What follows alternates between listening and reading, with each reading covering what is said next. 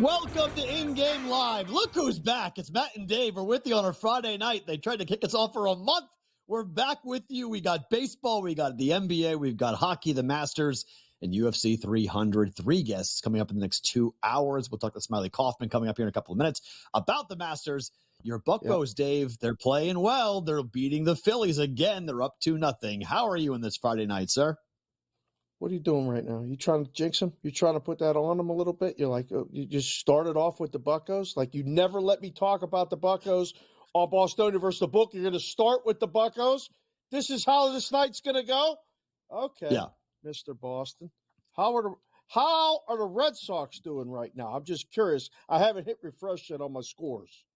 Yeah, they're in a place right now where they're going to take their lumps. It's okay. They're down 4-0. Devers is on 4-0. Not play.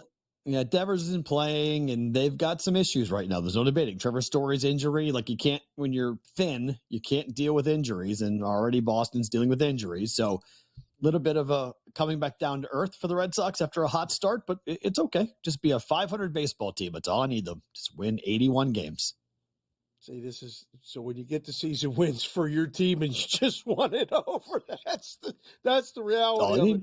Listen, I was that way last year with the Buccos. We had over 66, and they got into the 70s, and it was a successful season. Now, would you like them to take the next step? Of course. But if you have, that's all you have, that's fine. Yeah. So that's good. All right. So we got, there's a lot on the docket today.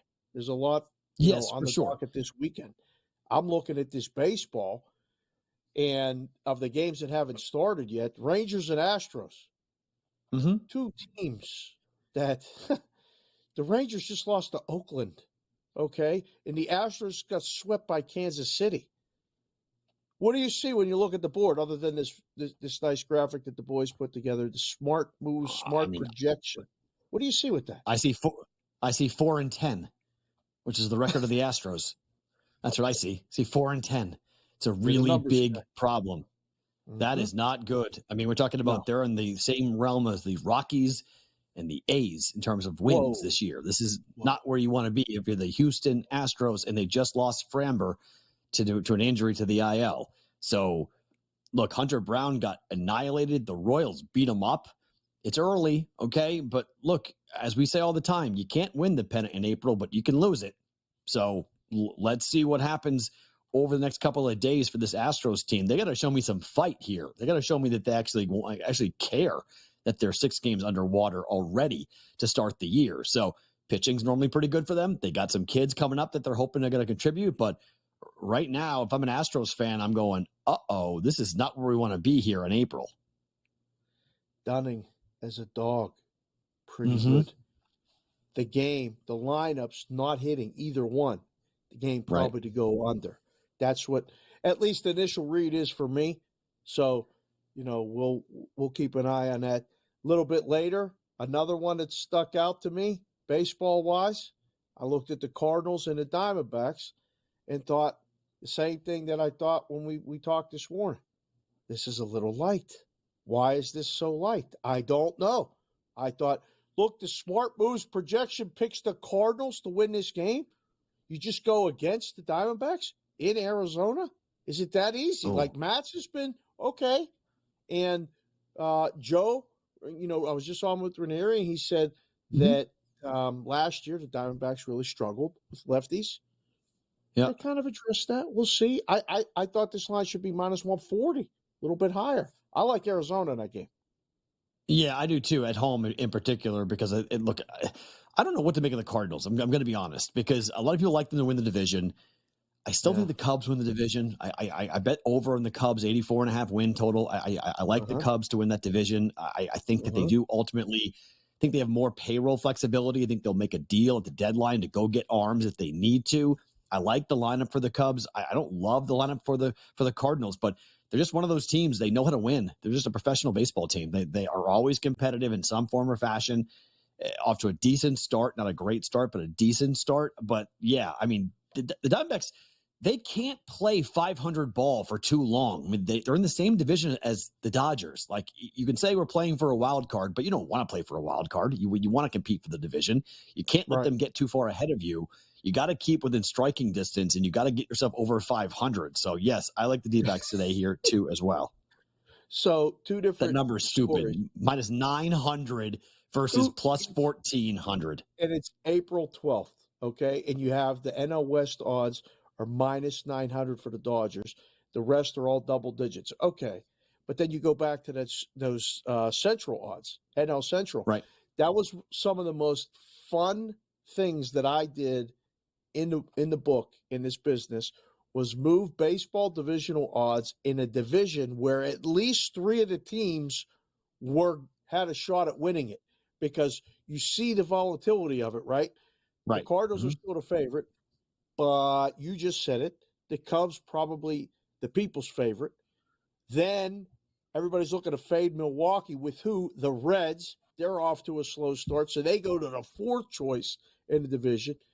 And the whole time sitting at the bottom, you're just trying to figure out what is the price on the Pirates that I can get some bets. Now, don't say it.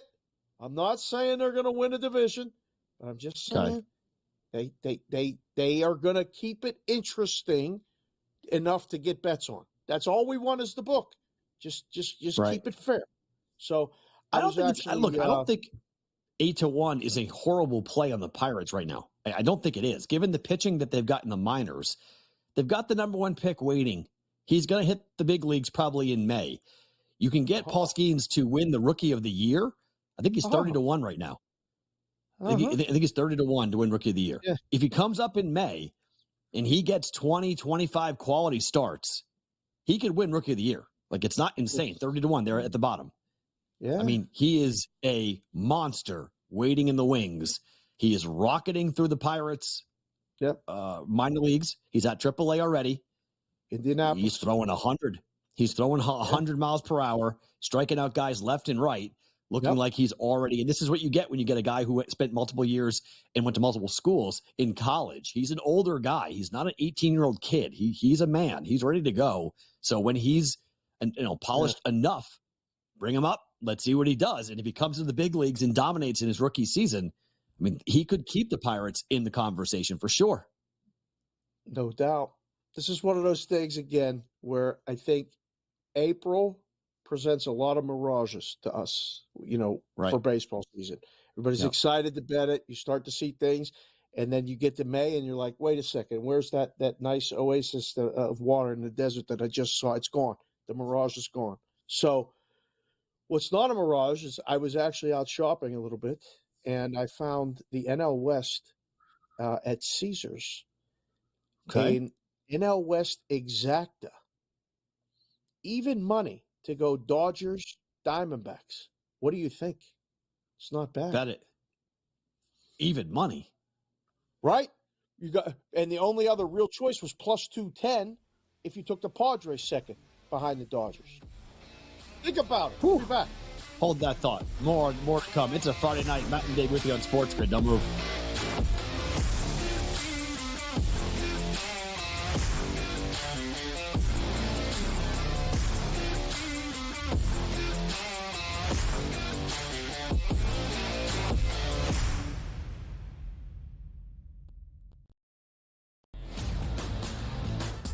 If you passed him up as a Heisman Trophy winner and he lights the league on fire like C.J. Stroud over a Bryce Young, you might not make it as a head coach in your regime here. I just don't think they can pass over Daniels at number 2. He's sitting at 5.8 goals, saved above average. He has been standing on top of his head for this team, but defense has to help him out a little bit. The Red Wings defense comes alive just a bit. I think that they're definitely going to punch their card. The early line, only on SportsGrid. Victor Hovland right now can probably hit it right where he's looking on the range. But the problem is when you get out to a golf course, especially like Augusta National, it's a big picture. You can see every shot in the world, but the targets are really, really small. I feel like whoever we pick is going to win. Like, I feel like we have the power to choose the winner of this tournament. I know. I'm surprised more guys haven't reached out. And they might, and they probably will. Only on SportsGrid. 89-87. 0.6 seconds remaining. Big drama here in this game. Always frustrating when your Final Four parlay and bracket gets busted, but here we go. I'm done. Look what he is now. He's on FanDuel, plus 120. Almost even money to win the tournament. So you actually, if you did get him at plus 260, you got a pretty good, better investment than you had before. Just saying. Sports Rage Late Night, only on SportsGrid. Your gut says Miami is going to win, and you should take the over. Your gut also said your NFT selfies would only go up in value. They didn't. But your head is on SportsGrid and knows the QB is in concussion protocol. The backup has a 45 QBR against the zone coverage. The New York D has the most sacks in the league. So yeah, trust your head. It's smarter to be on SportsGrid. Anyone that's been to a sporting event, the atmosphere before a game, I think Game Time Decisions has that same exact atmosphere. This is our arena.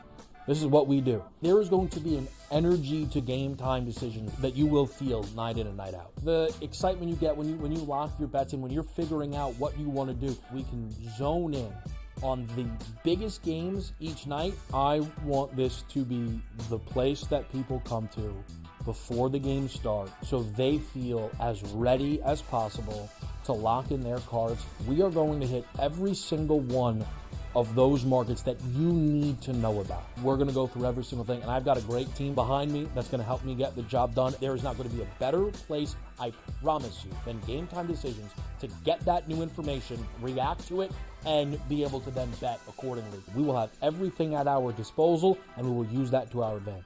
I'm Kevin Walsh. Tune into Game Time Decisions from 6 to 8 p.m. Eastern on SportsGrid.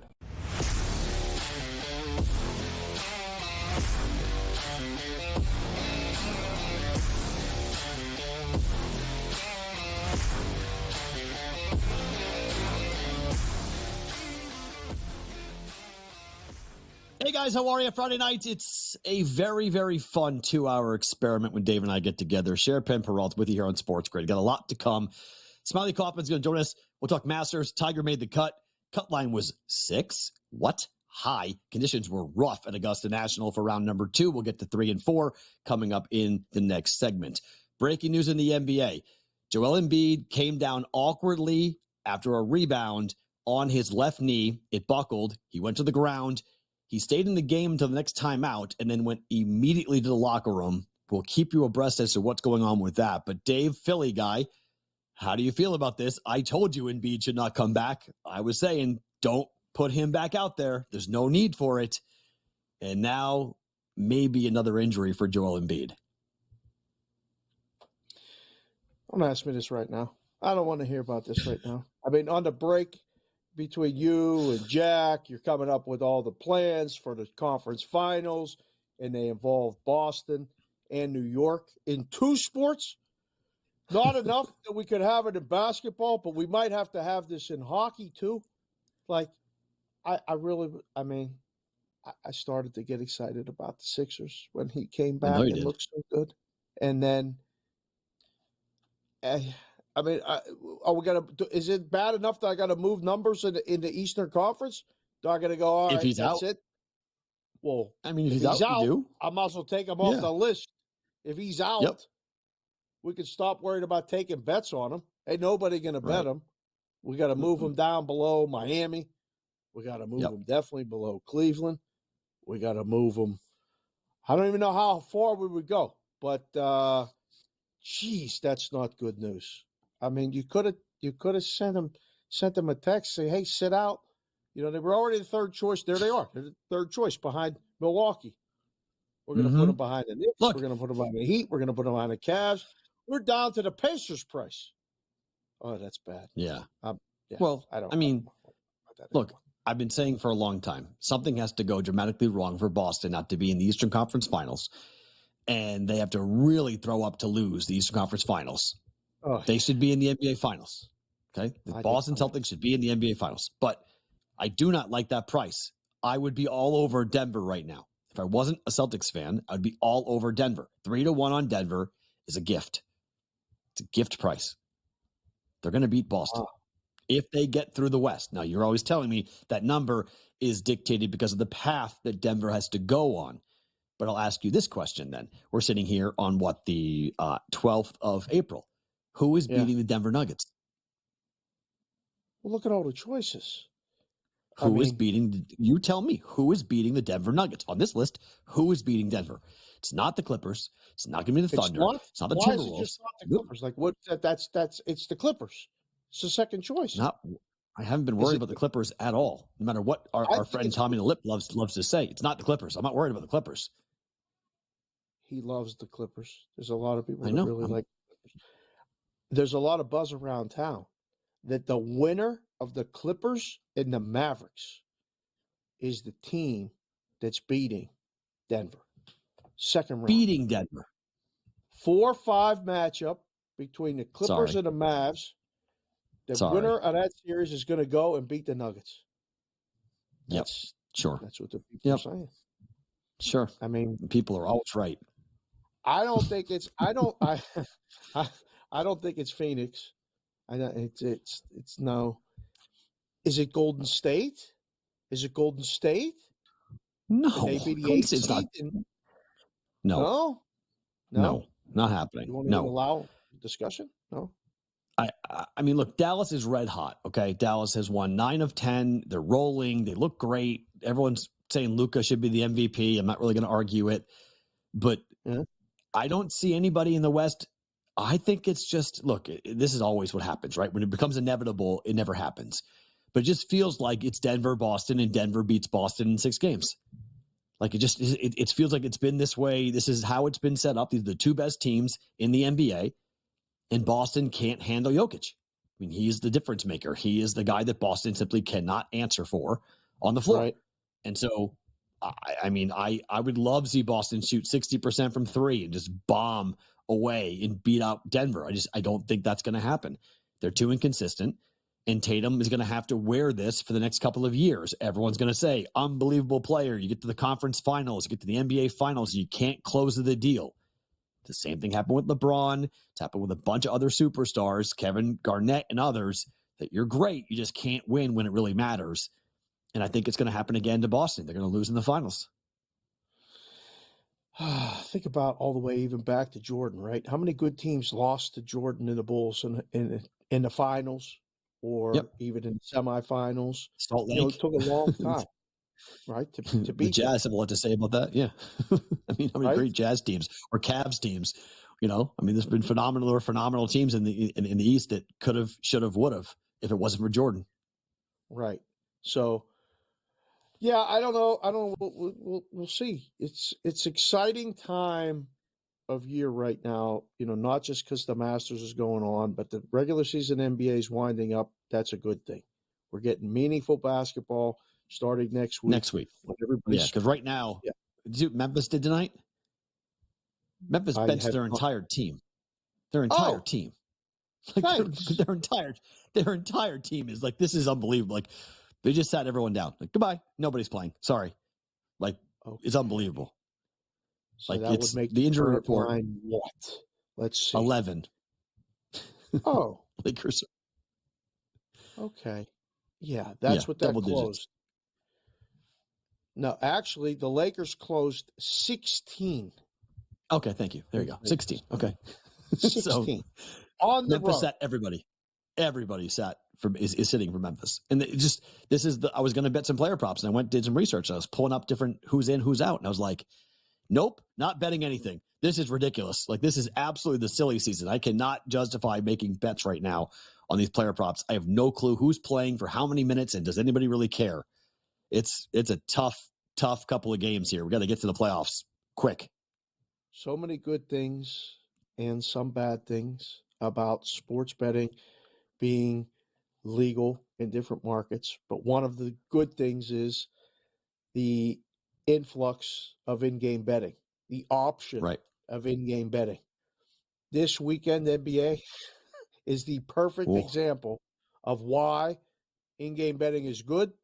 You don't have to bet it, but you can see the game kind of. You don't have to make that pregame bet and then get stuck with a ticket on, Memphis plus 11 before the game and go, wow, they did sit everybody. Thanks. Feel like the book got one over on you. You can wait. What do you think the high number will be for that game tonight? Like, we'll see Lakers minus 25 at one point? When the game closes 16, all they need is an 8-point lead to 10-point lead to see about a 24 to 25-point spread in a basketball game with the road team. So, because the Lakers need it. So, yeah, because they need it desperately. So that's why. Lakers are currently tied with the Kings and the Warriors, 45 and 35. Being the 8 seed is a big difference than being the 9 or the 10. You think? Yeah. Yeah. 9-10 seed is one and done. It's a much different circumstances. At least you're the 7 or the 8. You can lose a game and then go win the next one and still get in. So, it is danger zone to be in that 9-10 game. Dallas is playing Detroit. No. They're you can take it if you want, but favorites. But their spot is clinched. Yeah. They're 50 and 30. They are they could move up. They're a game behind the Clippers, so they could technically move up. So they're not totally locked in, but they are locked into not being in the play-in, other than Pelicans Suns are battling it out for that last play-in spot. Yeah. Those are the teams to watch for. Those are the teams you got to be careful of. If you're going to bet games, bet the Suns and the Pelicans, because they're fighting for get out of that play-in. Smiley Kaufman will join us next. We'll talk some Masters. Tiger has made the cut and more. Scotty Scheffler, can he win it again? We'll get to that coming up next. Do Not Move, Friday night, in-game live here on SportsGrid.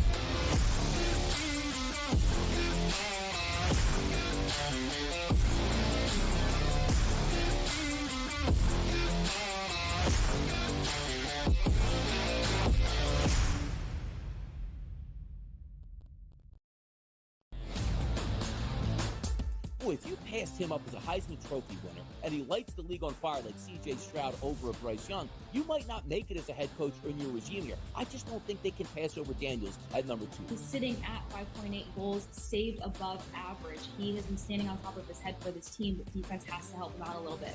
The Red Wings defense comes alive just a bit. I think that they're definitely going to punch their card. The early line, only on SportsGrid.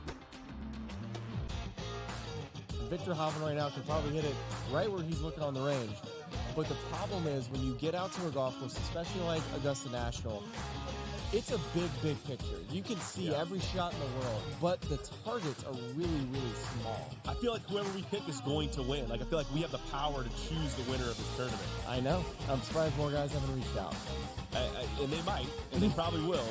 Only on SportsGrid. 89-87, 0.6 seconds remaining. Big drama here in this game. Always frustrating when your Final Four parlay and bracket gets busted, but here we go. I'm done. Look what he is now. He's on FanDuel, plus 120.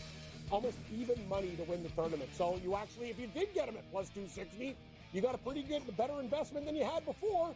Just saying. Sports Rage Late Night, only on SportsGrid. Your gut says Miami is going to win, and you should take the over. Your gut also said your NFT selfies would only go up in value. They didn't. But your head is on SportsGrid and knows the QB is in concussion protocol. The backup has a 45 QBR against the zone coverage. The New York D has the most sacks in the league.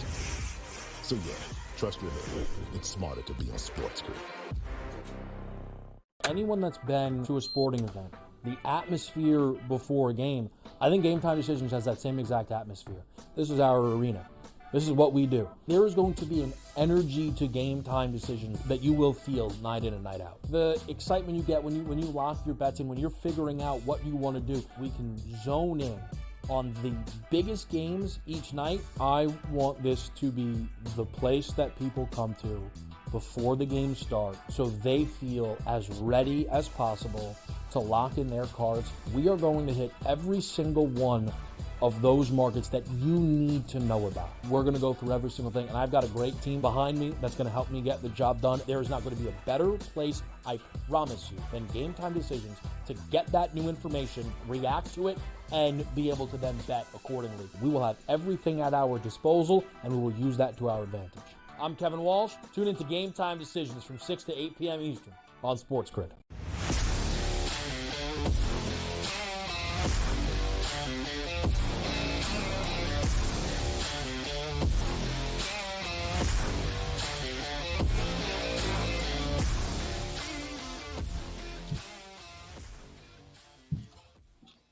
It is a Friday night. How are you guys? Matt Perrault and Dave Sharapan with you guys here on InGame Live. We'll look at things in UFC 300. We'll look at some hockey. We got a bunch of guys. Adam Kaufman coming on next hour, and we'll get to Cam in the next hour as well. But we haven't talked to this guy before, Dave. The Smiley Show, new to SportsGrid. I'm not sure where Smiley Kaufman is. He may be somewhere down south. Smiley, Matt, and Dave, how are you? Hey, what's up, guys? How are you? I'm in Augusta, Georgia, for a little tournament they have this weekend. That's not bad. That's a good gig. That's a good tournament. It's fun to watch. It's more fun to bet on. And this is that after second round, all right, the cut closes at +6. I'll start off with that. Did that surprise you, Smiley? Because it was projected for a lot lower, just a couple hours ago. And then we signed on, and it's like, all right, wow, +6. How did that happen?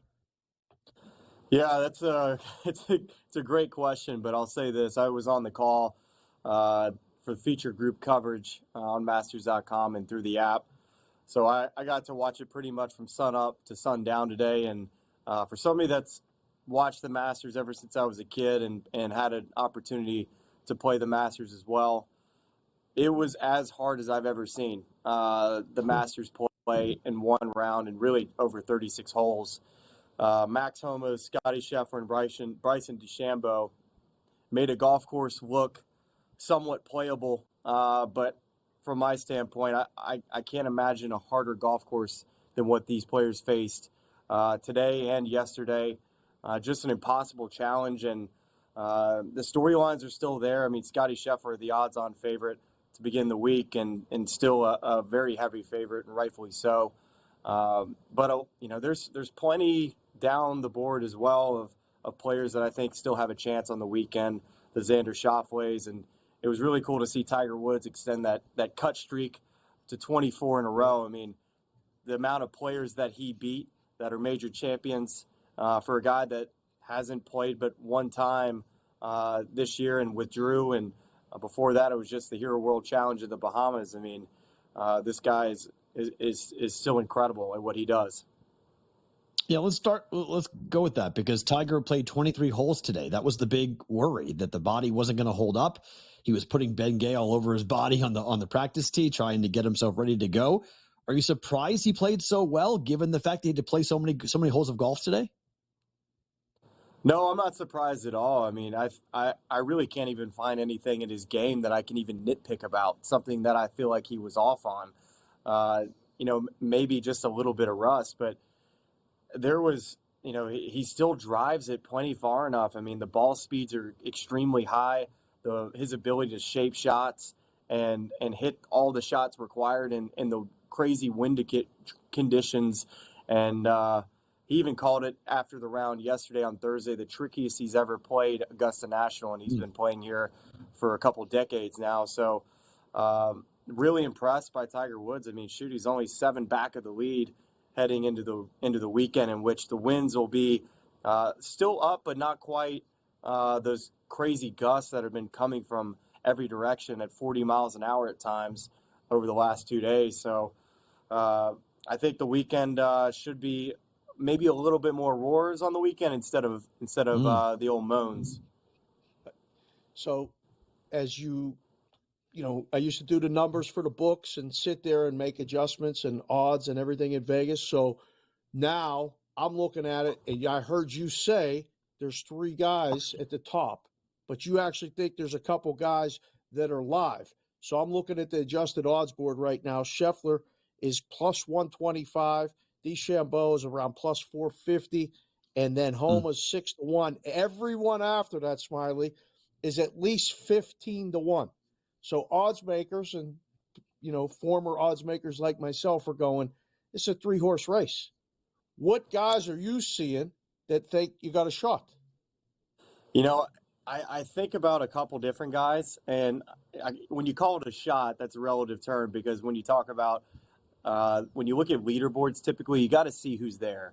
And if there were some different guys who weren't proven at the top, I would say, you know what, plenty of guys have a chance. And I do think some players have a chance, but it's really hard to see any one of those three guys not winning at this point.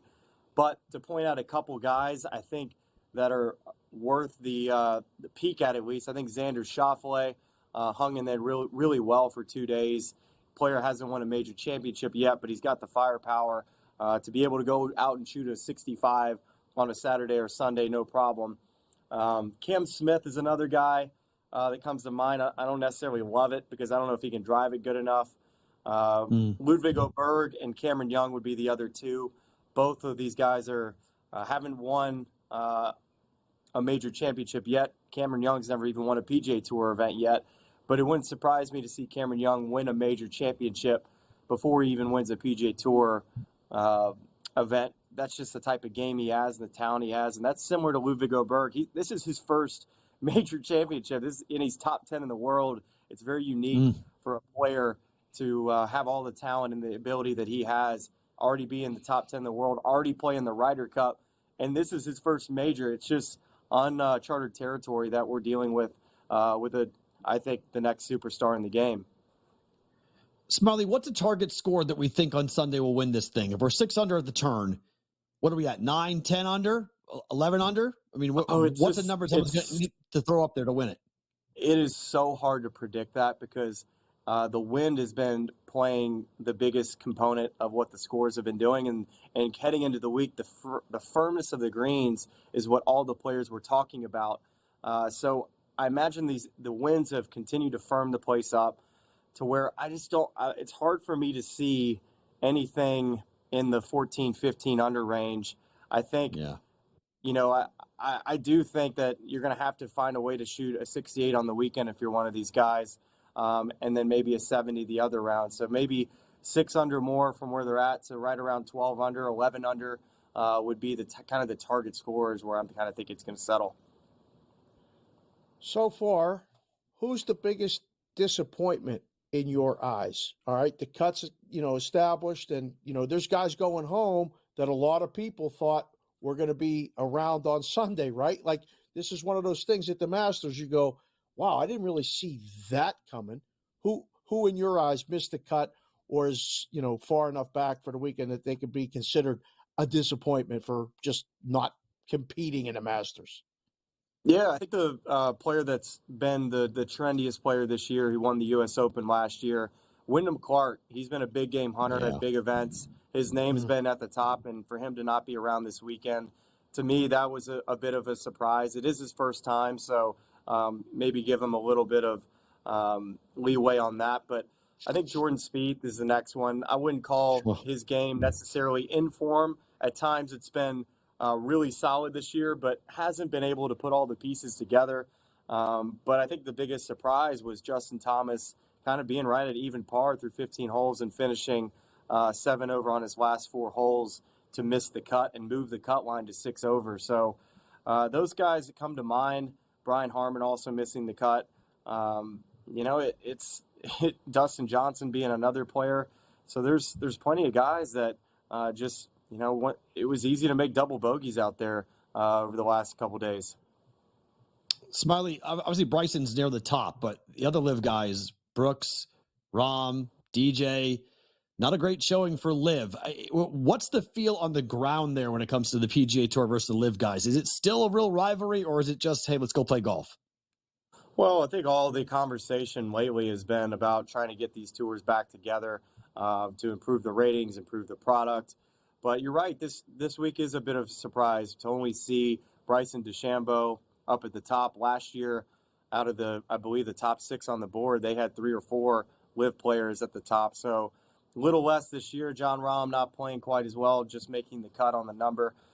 But yeah, on the ground, I think the major championships, when these players get here, it's all about trying to win one of these because they come around so little with just 4 times during the year. So I think there's much more talks outside of the events about maybe the LIV players trying to get more world ranking or trying to get any world ranking points in non-majors that they're competing in outside of the Asian Tour or other events. But, you know, I do think that it's nice to see all the players come together. A little surprised to see some of the LIV guys not being informed, but that was a lot of the conversation coming in is, were they sharp enough playing the LIV Tour circuit heading into these type of conditions? And I would say right now, you would say that most of them weren't in form. Last one for me, Smiley. Pleasure talking to you, sir. This has been a lot of fun. Shipley, all right, amateur. I got the Pittsburgh hat on. I got word from Pittsburgh before the thing that he might be the low amateur. What'd you think of his game so far?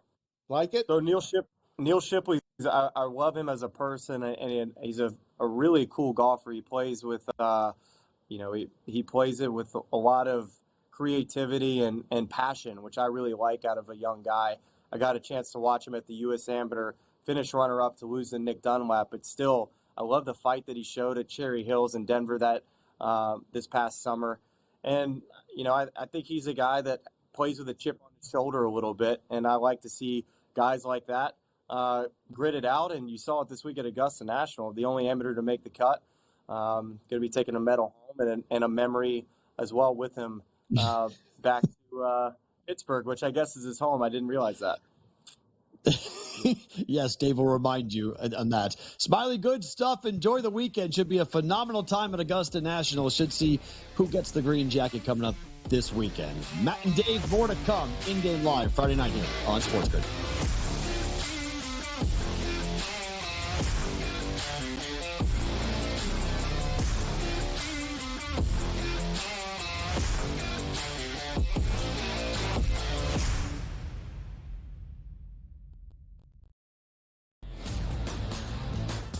If you passed him up as a Heisman Trophy winner and he lights the league on fire like C.J. Stroud over a Bryce Young, you might not make it as a head coach or in your regime here. I just don't think they can pass over Daniels at number 2. He's sitting at 5.8 goals, saved above average. He has been standing on top of his head for this team, but defense has to help him out a little bit. The Red Wings defense comes alive just a bit. I think that they're definitely going to punch their card. The early line, only on SportsGrid. Victor Hovland right now can probably hit it right where he's looking on the range.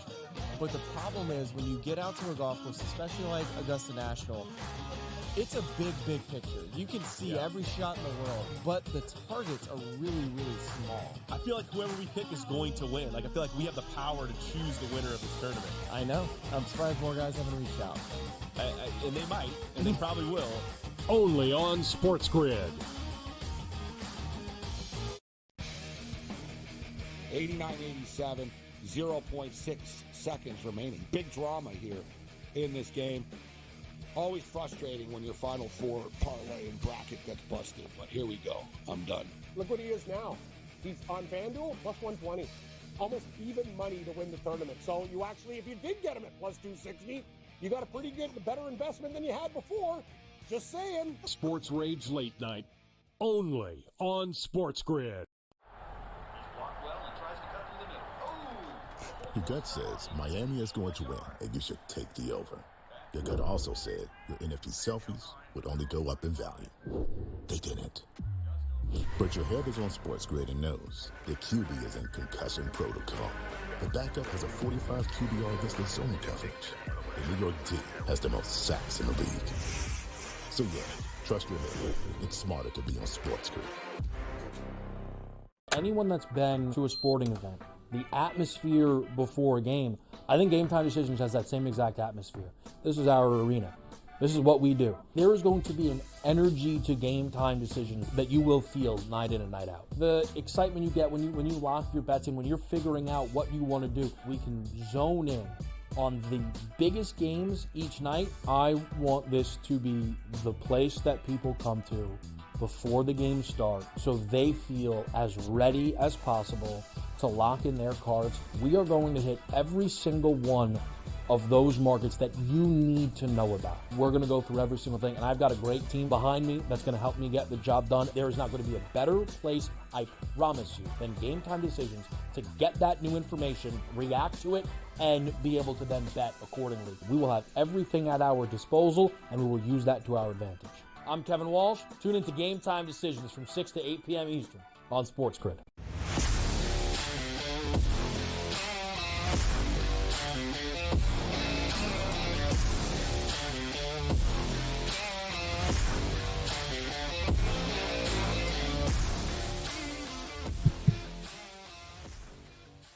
It's a Friday night. How are you guys? Thanks for hanging out with Dave Sharapan and Matt Perrault here on SportsGrid. Thanks to Smiley Kaufman stopping by talking some Masters from Augusta National with us.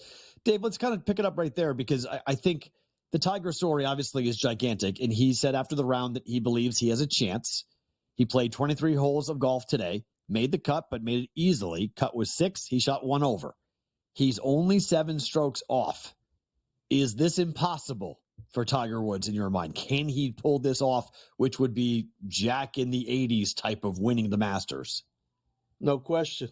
If he just gets to the first page of the leaderboard, it becomes absolute must-watch television on Sunday. And I'm here for it. I would love it. It would be great. A lot of people may have had him to miss the cut. And, right. A lot of others had him to make the cut. So now you're live. You have money. I don't know if you want to take a shot at Tiger winning the whole thing, but you've spent money on worse, right? You have a ticket on that. True. Like that would be a lot of fun, let alone if he has the round tomorrow to put him in contention within striking distance. Guys are going to sleep Saturday night going, this guy won't go away. He's still here. He won't go away. The course being tough, the conditions that Smiley was just describing, who's the best guy ever to play in those types of conditions, right? Tiger Woods? Yep. Oh, I wouldn't bet against him. The body's the problem, right? I mean, the body's the problem. The harder the conditions, but wind and dry is no problem. It's the wet. Fine. You can't get it slippery because then things start to get a little bit nerve-wracking for Tiger. He has to worry about planting his foot, going downhill.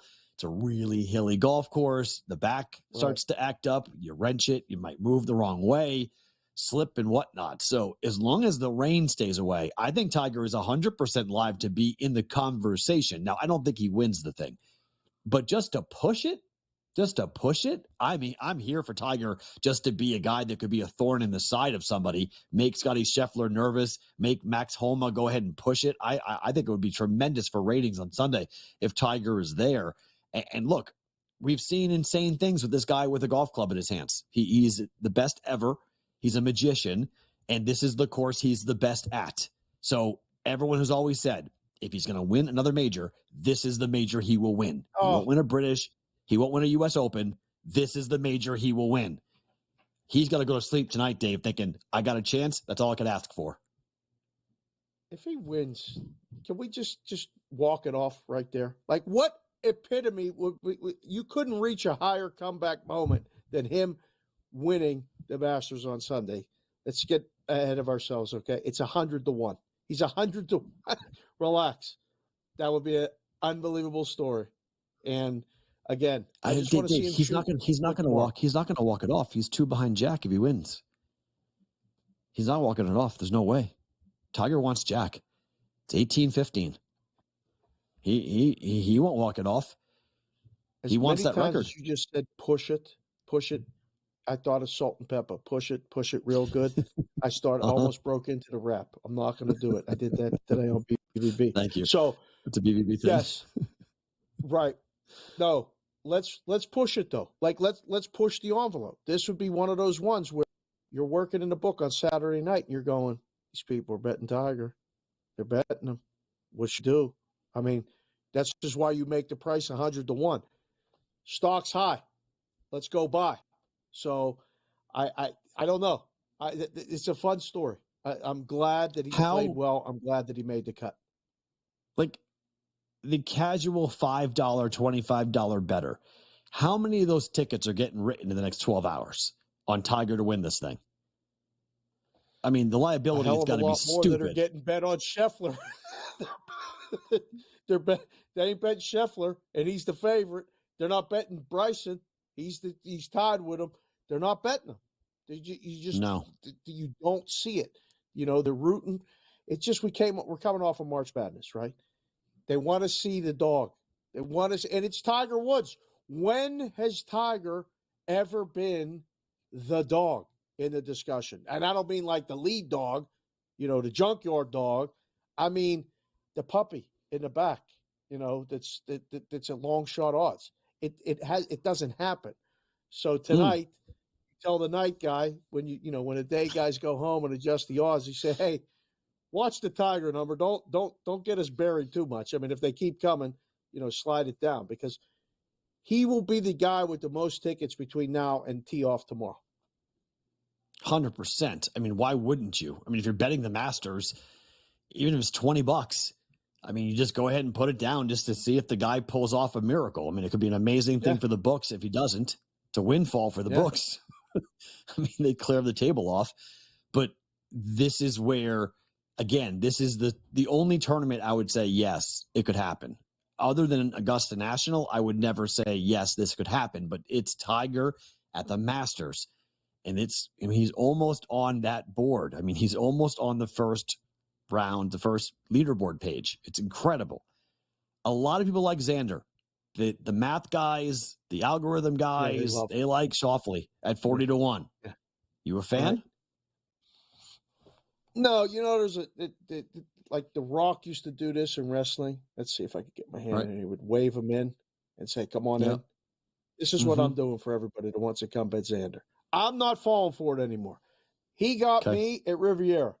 I was like, all right, a lot of the guys, I jumped on him then in before the third round there.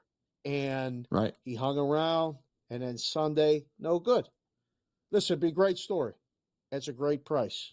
But in the book, it's not like you went to the store and you got a sale item and you actually get to bring something home, right? You can get a good price on something and go, yeah, what do I get for that? Nothing. You could look for the CLV can that I post those pictures of. It could go right in there. I'd rather not. I would rather not.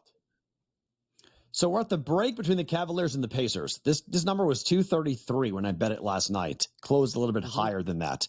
It's currently 247.5. It's 70-59 at halftime. The Cavaliers scored 70 points. The Cavs at home scored 70 points on the Pacers. At what point should I middle this? So right now I'm sitting at a 14-point middle, basically. 233 to 247.5. When do I jump in? There's a lot of guys in the business that would, if you told them you could have a 14-point middle on an NBA total, they would take 14. But I think I like it more. You got a good bet, right? So you don't have to do anything yet until it gets to be an absurd thing, like maybe 20, 22. I mean, if they keep the pace when they come out of halftime, it's going to go to 250 something. So you want to jump in there, or you just sit back and let it marinate. Just let it, let it breathe a little bit, and just worry about, you don't have to middle nothing. Just worry about collecting or checking out buyout offers, which you're not going to do. We'll see the first five. See the first. Take the cash out. Ever. Never take the cash out. Ever. No, just bet against it. I will see the first couple minutes, though. Hello. This is a new addition since you've been gone. We brought it back. I heard this is a goal. It's as startling as I thought it was going to be. It's 2-1 or 1-1. Nice. Is it 1-1 Hurricanes or 2-1 Hurricanes? They score the second goal, the first goal. 1-1. Hurricanes tied it up at the first intermission, right at the end there. 1-1. Preds are up on the Blackhawks 1-0. Coyotes and the Oilers. That game starts at the top of the hour here in Edmonton. Big number, 265 for the Oilers, 6.5. Juice to the over. Like the Oilers in the over tonight? Not big enough. Yeah. Not big enough, right? We got to put this maybe $3. Got guys watching the show, Palmetto, Yinzer, CBW and the boys, always looking for a little bit of a late night action play. We'll have Cam on later. I'm sure he's going to be all over one of these games between Calgary and the Ducks, or the Wild and the Knights. But I don't want anything to do with Arizona. Can you believe that Arizona may not want anything to do with Arizona? They may be playing in Salt Lake City next year, Perrault. They may be done in the desert. That may be it. We got. I mean, you live A's there, so you have moving from Oakland. They're going to Sacramento, and the Coyotes won't have no more hockey in the desert. Look, Salt Lake City is being very aggressive, and I'm proud of them for doing so. I mean, they want sport. They want pro sports. They're a growing market. They've had a lot of people move to Salt Lake. They're a younger population than they ever have been before. There's a lot of people there that want, like much here in Vegas, it's people who want pro sports to be there in Salt Lake. So they want the A's. They can have them. They want the Coyotes. They can have them. Give it to them. Give it to them. You want them? Here you go. You can have them. Because I don't want the A's here, so go ahead and take them. Because if they go to Sacramento, you can leave them there if you want, or they can go to Salt Lake, and I'm cool with either or. You got to be careful what you wish for, because we got the Raiders here, and great, we have NFL football, and great, we have the Super Bowl. That's awesome. I love Allegiant Stadium, but it's the Raiders. You know, we have an expansion team that won the Cup last year. It's a little bit of okay, I want it. I want pro sports to be here. I want baseball to be here, but I don't want somebody else's leftovers, and I don't want somebody else's, dysfunction to come in here. And the Coyotes have got to prove they can build a winner. So, I mean, this is a really unfortunate thing that they thought they were going to get the land, much like what happened in Kansas City. Of all places, the Chiefs fans, they voted against extending a tax to help them build or improve Arrowhead Stadium. Like, people are just saying, you know what? I'm not paying for your toy. Like, stop. Like, you want it? Build it yourself. You got a lot of money. You don't need my tax dollars. Build it yourself. And teams are like, well, I'm going to go somewhere that will give me money. I mean, the Raiders got $750 million in taxpayer dollars to come here. So it's fair. I get it. I get it. It stinks for those fans that are, who love the Coyotes and have ticket holders, and we're going to a 5,000 seat barn to watch an NHL team. It's incredible. Yeah, still strange. I was a season ticket holder when I first moved after I came back from Curacao and went back to Pittsburgh, and I lived in Arizona the first year. I mean, I went to 40 games. We got a half season ticket plan. I went, and then the next year we got the full season because it was so much fun. If the team's not competitive, it doesn't matter. Like, after a while, you get a certain pass, you get past a certain level, you're like, I don't want to go and see this team lose all the time and pay these prices. And it just happens. Speaking of teams winning and losing, the Buccos just went ahead 4-1. Have you seen the City Connect uniforms that the Phillies are wearing? They're ugly as they're wearing those blue. They're horrific. They feel very travel ballish. Like this is something that we would have with the hats kids are good. on. The hats are good. I like the hats. Sharp. Hats are nice. I like the hats. The jerseys, I cannot stand. I can't stand any baseball jersey right now. The MLB's in a bad spot. Like, there's jerseys are just, they got to figure this out. Like, it looks like Little League. Like, it just doesn't look right. Yeah. Did you see the guy slid home 2 days ago and his pants just ripped all the way from the top down to his calf? They're paper thin. They're paper thin, and they look it. Thin. Yeah. And I get it. Their performance to keep you cool in the summertime. I get what they tried to do, but no, I'm just not a very big fan at all is what's going on. We'll take a look at some hockey games at the top of the hour, and we'll talk to two different guests. Adam Kaufman, a little Celtics conversation with him, and then we'll talk hockey with Cam Stewart. All still to come Friday night. InGame Live. Don't move.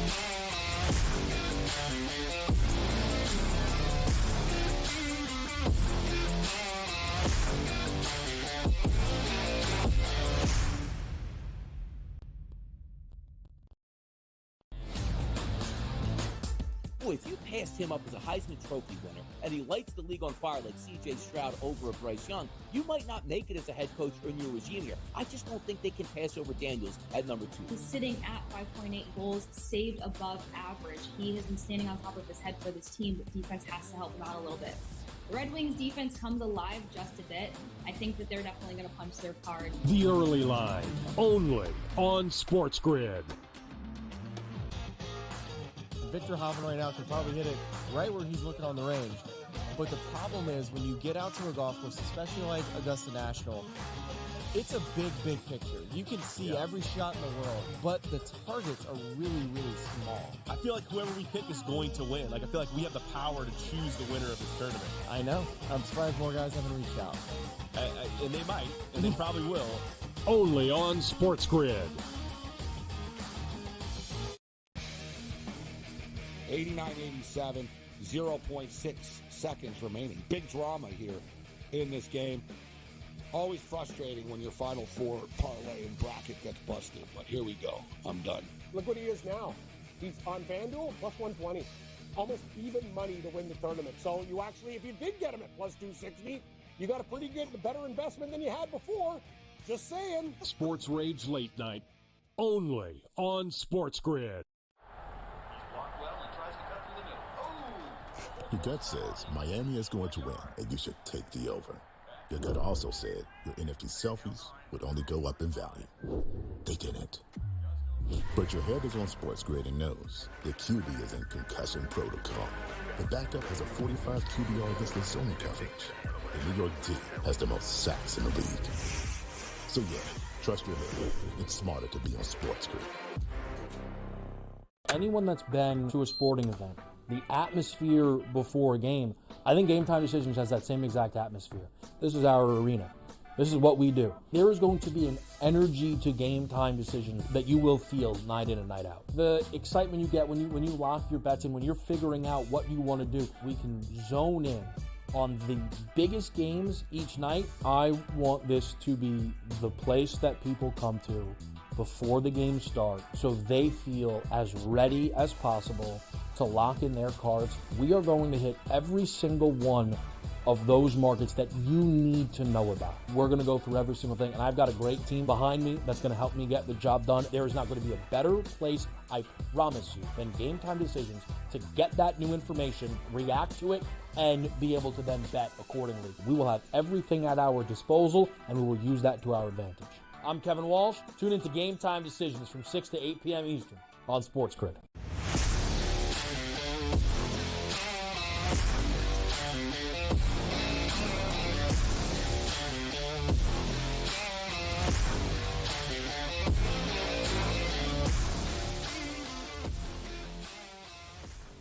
It is a Friday night in-game live. Dave Sharapan, Matt Perrault with you guys here on SportsGrid. We were talking earlier, David, about Paul Skeens, the unbelievable number one pick overall for the Pirates.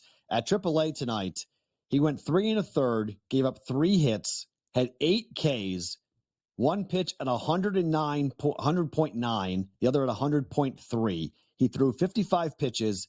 15 of them were at 100 miles per hour or more. Your guy's going to be up soon. He's not staying down there very long. Yeah. At one point, you go, how many more of those bullets do you want to fire in the minors? Like, let's do this in the majors, right? Like, that's a lot of gas. That's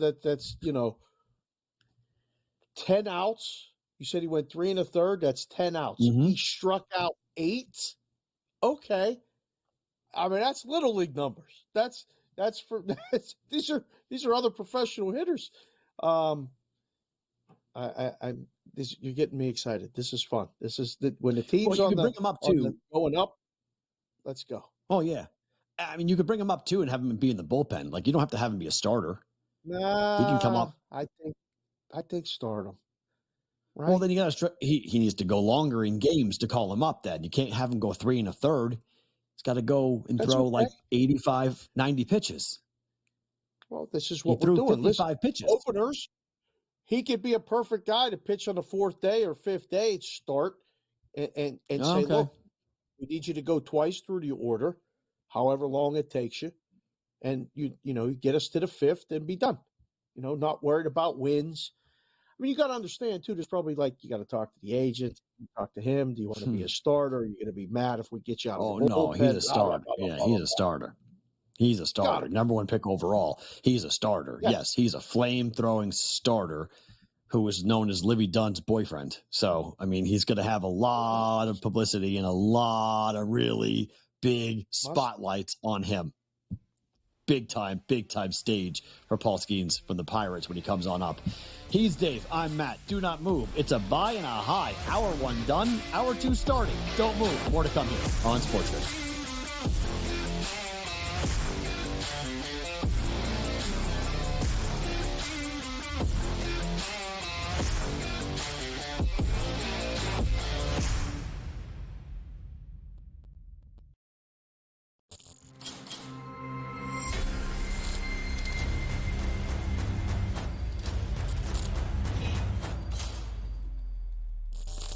It's smarter to be on SportsGrid.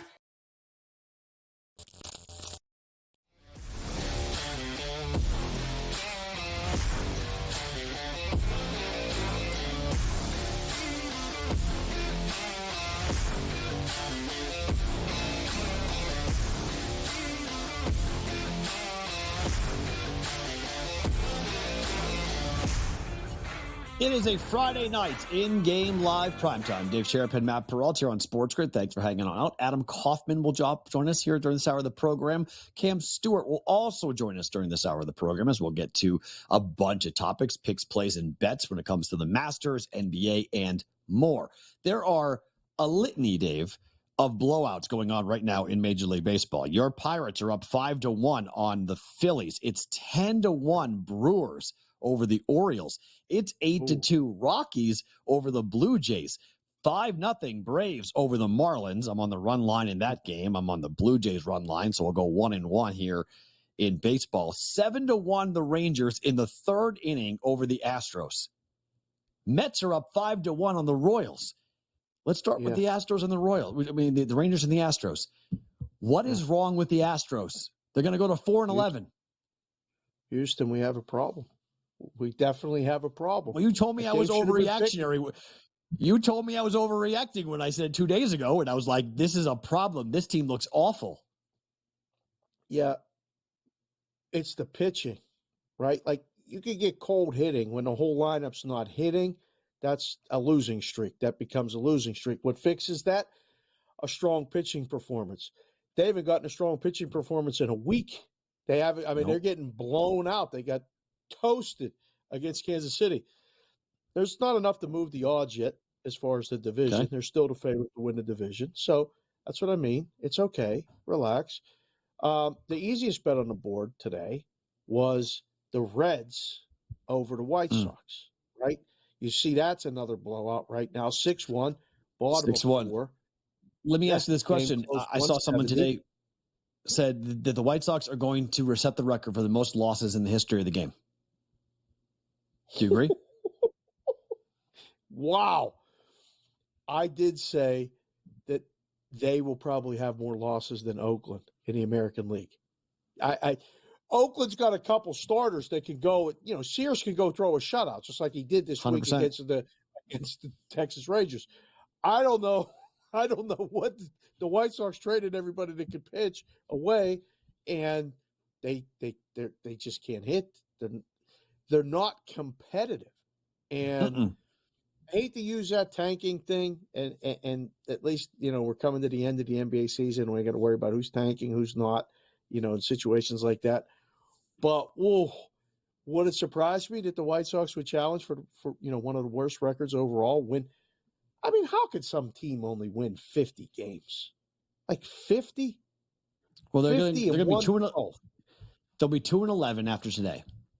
So if you just play it out, I mean, we'll see how many when they play out of every 15 games that they play. How many wins are they going to get? 2, 3? I mean, this team. This is what the A's did to start last year, but the A's had some minor league prospects come up that actually pitched and played well, and they had that streak, I think it was in August, where they went off like for 2 weeks, and they won like 10 or 14 games. It was like, what the? Yes. And they got really hot.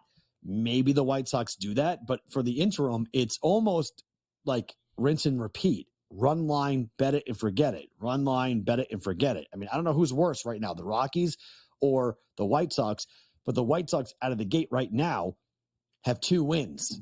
They're going to see a win here tonight for the Rockies against the Blue Jays on the road. Rockies are showing at least some signs of competitive baseball.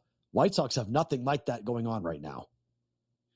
No, and I think, what you're seeing, at least from the Rockies when they're competitive, is that they have a lineup that is capable of exploding for some runs, right? They may win the game 7-6.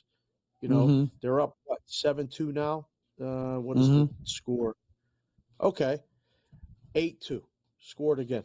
So, yeah, the Rockies, the Rockies is a problem because of the division they're in, right? They got to play the Dodgers. They got to play the Padres. They got to play the Diamondbacks. 3 pretty above average teams, obviously, the Dodgers being the best. And then the Giants, the jury's still out on the Giants. We'll wait and see about them. The other team in Chicago, Perrault, it's interesting, right? The Cubs are playing Seattle tonight. And you Late look night. at that number. I don't know what to make of Seattle yet. That's one of the teams that I think I'm still trying to learn and go, okay. And, we got our buddy Iggy, and I got all these Cubs fans that watch the show and come at us and talk about it. You were just there. Yep. You were boots on the ground. You are fresh off a trip to Chicago. They're pretty excited about the Cubs team there, aren't they? They should be. I mean, the lineup's legitimate. I mean, that they've got an infield that's decent. They got some pop in the lineup. They've got a couple. I mean, Kyle Hendricks is not great, but they've got some pitching. Their bullpen is okay. I mean, I think they're just I think the number is right. They're like an 85, 86 win baseball team. That should get them in the playoffs. Like, they should be a playoff contending team for a wild card spot. I like them. I like the Cubs. I bet over 84.5. I don't know. These interleague games are always difficult when they go play places they're not accustomed to playing in Seattle, and it's difficult because Seattle's tough at home and total 7.5. So it's not like they're expecting a big, high scoring game. So it's kind of a coin flip for me on that one. But I do like the Cubs. I do like what they have going. I mean, look, the Braves are playing the Marlins this weekend, right? It's 7-0 right now. This has got to be, I mean, Reds, Braves, moneyline parlay next 2 days. It's just yeah. Close your eyes probably. and just bet it. Yeah. Yeah. Given what we've seen. That's probably not a bad play. And there'll be stretches like that during baseball season that's all you need to do. You just figure out a team that may or may not sweep, and find another one, put them together, have fun checking the scores. You don't even have to watch the games, but I love watching the games. There's one game, though, tonight that nobody's going to be watching. Might be the lowest attendance of the entire season. Washington is at Oakland. Oakland is a favorite tonight. Even a smart computer says Nationals are going to win. Sam Yarnell is a dear friend of the show, producer behind the scenes. He's a Nats fan. I know he's on the Nationals. Cam Stewart will probably be on the Nationals later. This is the ultimate dumpster dive in April. You got any interest? Anything? Plus money? Nats? Yeah. Right? What's the run line for the Nats? What's the price? Or the reverse run line? Run line? You want to lay the 1.5? Can I lay 1.5 with the Nats? Yeah. Yeah, you could plus flip money? the whole thing. Big plus money. Get big plus money? Yeah. Give me the Nationals. Give me lay 1.5 runs to win 2. Game's going under, though. That's a scary part. But I think you 4-2 get a nice win. Plus. Yeah. 4-2 win. And we're all good. Take a 4-2 win. We'll be good. Why not? We'll get to UFC 300 on the other side. That fight card is happening here in Las Vegas. We'll get to some of the bigger fights on that card next. And then Adam Kaufman comes in and talks some basketball and baseball betting with him. Don't move.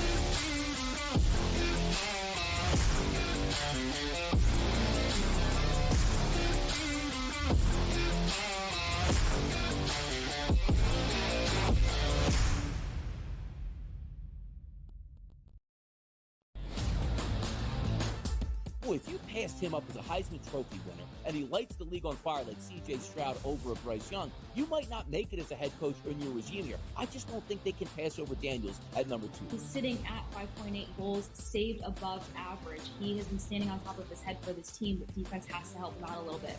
The Red Wings defense comes alive just a bit.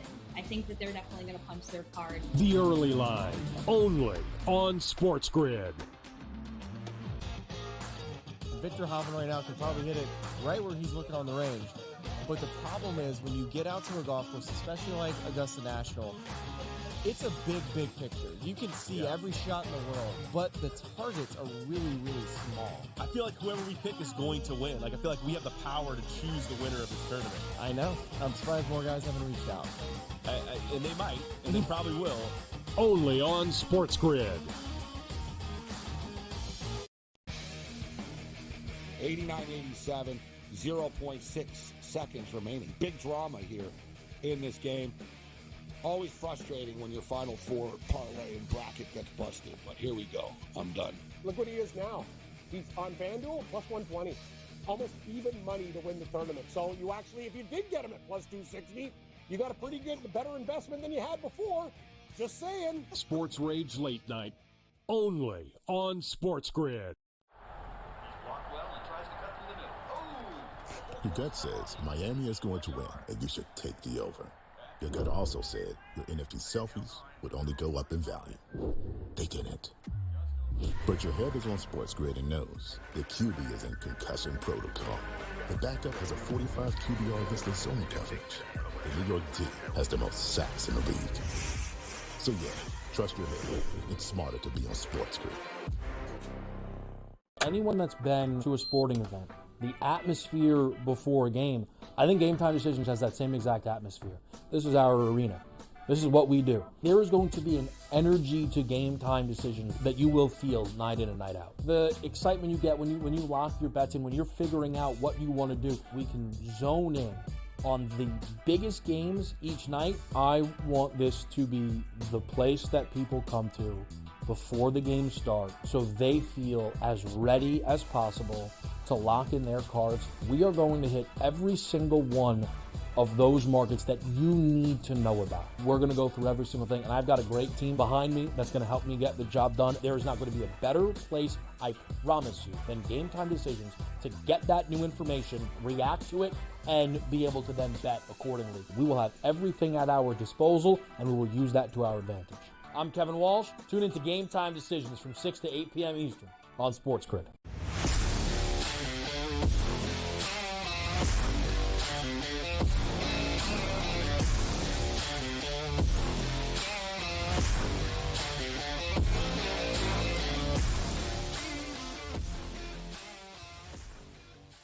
It's a Friday night here on SportsGrid. Thanks for hanging out. Dave Sharapan and Matt Perrault with you. Adam Kaufman will come in the next segment. Cam Stewart follows him after that. But Dave, tomorrow night here in Las Vegas, UFC 300 will take place. I know it's a little bit of a not a niche sport, but not a sport that everybody loves to watch. We've spent some time breaking this down coming up this week. I mean, you've been around these fight cards and these big events in Vegas for a long time. What's the book going to be like tomorrow night here in Vegas? I mean, are people coming in? Are people looking to bet? Because there's 13 fights on this card that all could be headline fights if they were by themselves. This is fun. I really came to appreciate UFC more. I mean, it carried everything during the pandemic. And I was lucky enough to get called back to work after we got let go. So I immersed myself in it and loved it.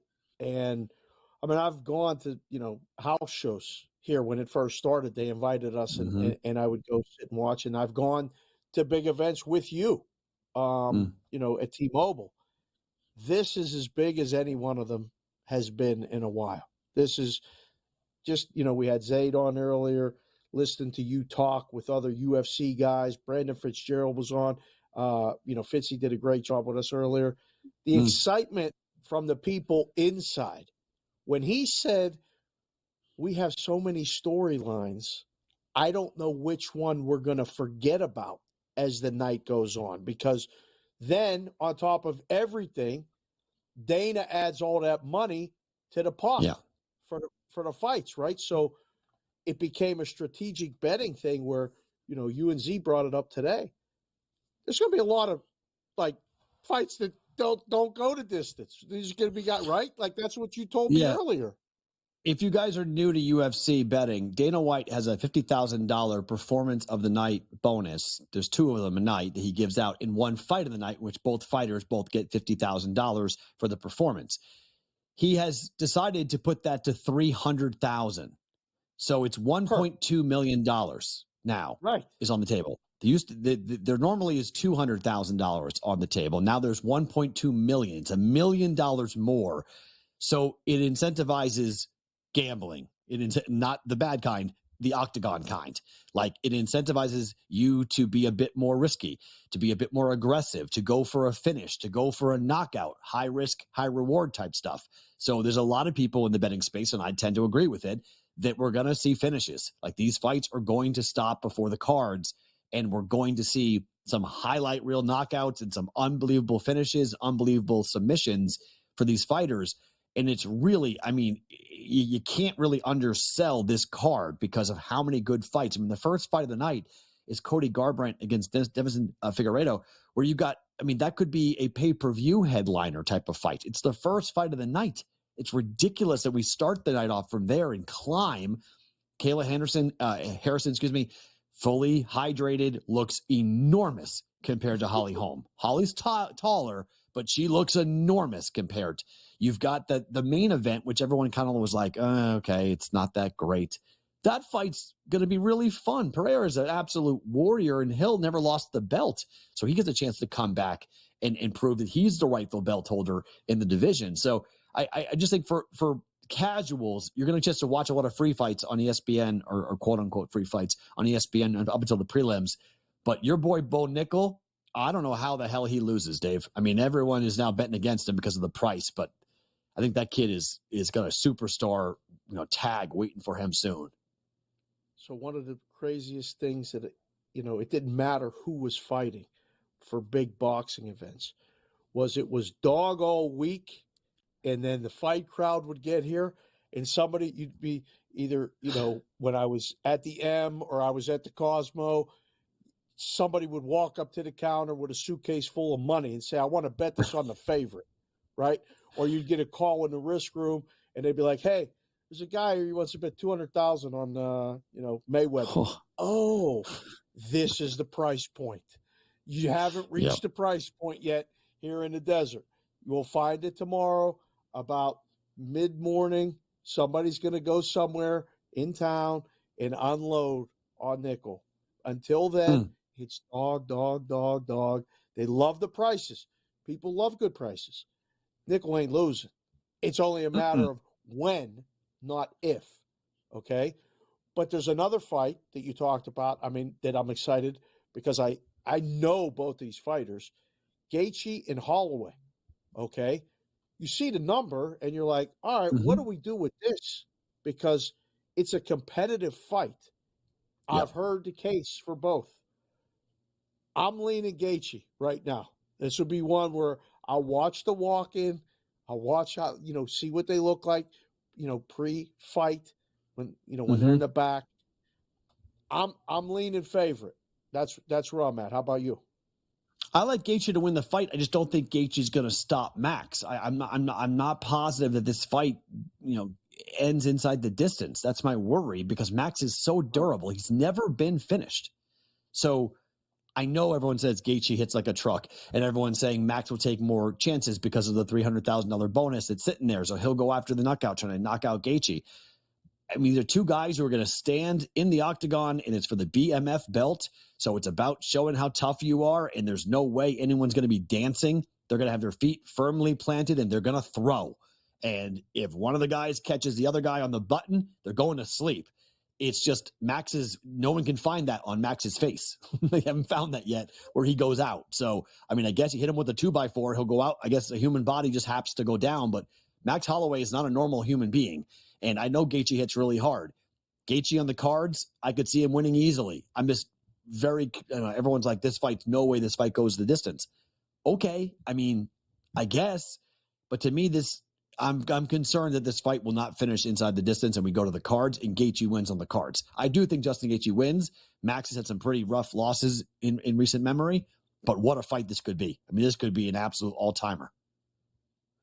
The other one you talked about that I was like, okay, there's the main event numbers right there. Yeah. Pereira's 140 and surprisingly Hill's now creeping up. Yeah. Pieta, Well, I have to say, 30 out here in the desert, just so you know. It's not, it's it's creeping sitting up. around that. Yeah. Hill's live. I mean, Hill's live. I don't think anybody. That was my point. Yeah, Hill's live. I mean, I think anybody who knows UFC knows that Hill's live. I mean, he didn't lose the belt. He got hurt, okay?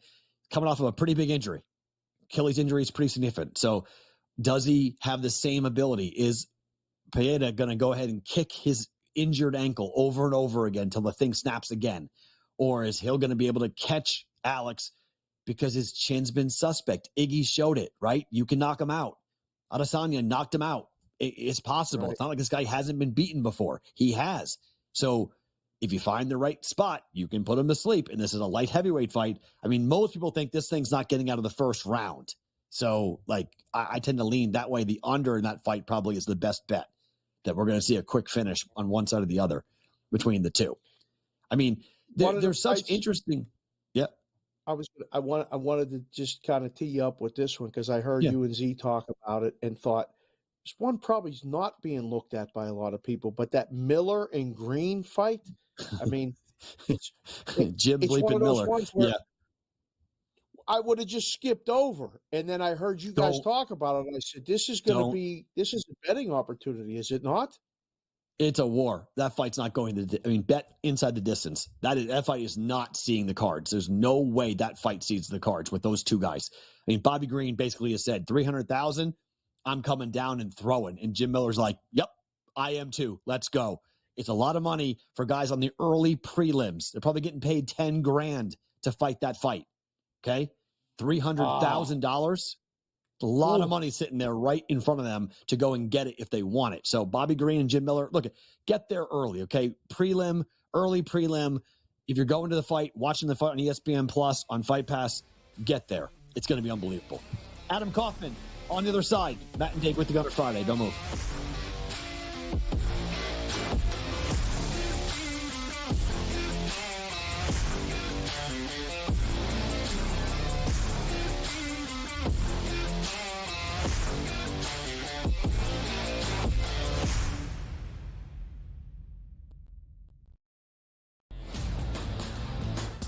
If you passed him up as a Heisman Trophy winner and he lights the league on fire like C.J. Stroud over a Bryce Young, you might not make it as a head coach or in your regime here. I just don't think they can pass over Daniels at number 2. He's sitting at 5.8 goals, saved above average. He has been standing on top of his head for this team, but defense has to help him out a little bit. The Red Wings defense comes alive just a bit. I think that they're definitely going to punch their card. The early line, only on SportsGrid. Victor Hovland right now can probably hit it right where he's looking on the range. But the problem is when you get out to a golf course, especially like Augusta National, it's a big, big picture. You can see every shot in the world, but the targets are really, really small. I feel like whoever we pick is going to win. Like, I feel like we have the power to choose the winner of this tournament. I know. I'm surprised more guys haven't reached out. And they might, and they probably will. Only on SportsGrid. 89-87, 0.6 seconds remaining. Big drama here in this game. Always frustrating when your Final Four parlay and bracket gets busted, but here we go. I'm done. Look what he is now. He's on FanDuel, plus 120. Almost even money to win the tournament. So you actually, if you did get him at plus 260, you got a pretty good, better investment than you had before. Just saying. Sports Rage Late Night, only on SportsGrid. Your gut says Miami is going to win, and you should take the over. Your gut also said your NFT selfies would only go up in value. They didn't. But your head is on SportsGrid and knows the QB is in concussion protocol. The backup has a 45 QBR against the zone coverage. The New York D has the most sacks in the league. So yeah, trust your head. It's smarter to be on SportsGrid. Anyone that's been to a sporting event, the atmosphere before a game, I think Game Time Decisions has that same exact atmosphere. This is our arena. This is what we do. There is going to be an energy to Game Time Decisions that you will feel night in and night out. The excitement you get when you lock your bets in, when you're figuring out what you want to do, we can zone in on the biggest games each night. I want this to be the place that people come to before the game starts so they feel as ready as possible to lock in their cards. We are going to hit every single one of those markets that you need to know about. We're going to go through every single thing, and I've got a great team behind me that's going to help me get the job done. There is not going to be a better place, I promise you, than Game Time Decisions to get that new information, react to it, and be able to then bet accordingly. We will have everything at our disposal, and we will use that to our advantage. I'm Kevin Walsh. Tune into Game Time Decisions from 6 to 8 p.m. Eastern on SportsGrid.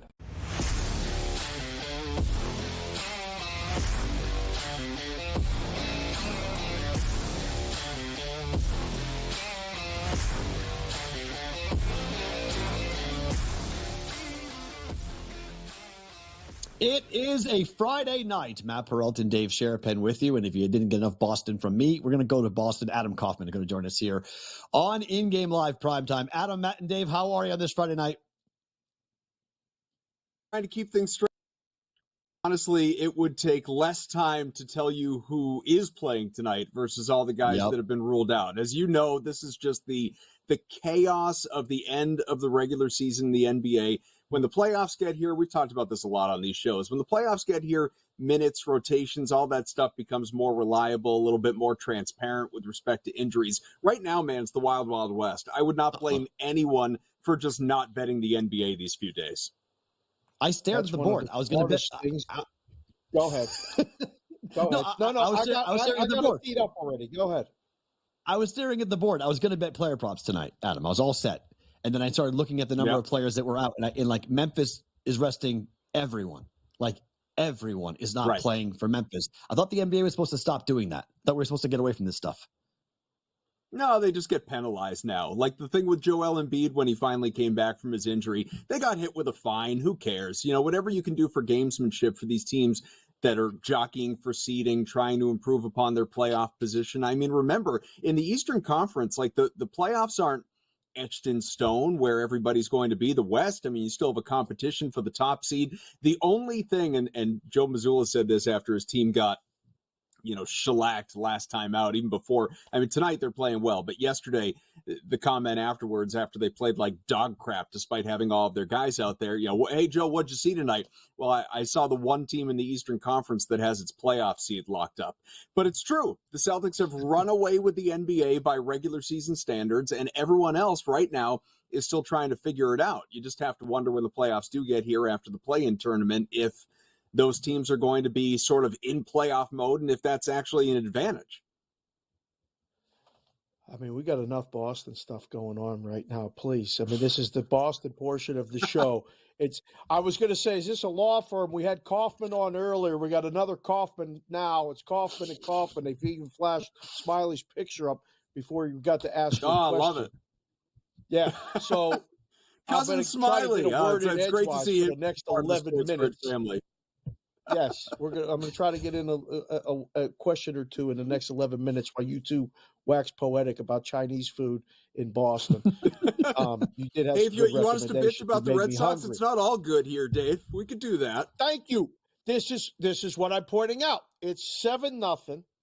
The Red Sox have made 3 more errors. They're, I think, first or second in baseball in errors. It's been a rough week. I mean, last week, Adam, Matt was talking about the season wins top over. Of the world. And, they were going to be around and a challenge and stuff. Is there cause for concern yet up in Boston for the Red Sox?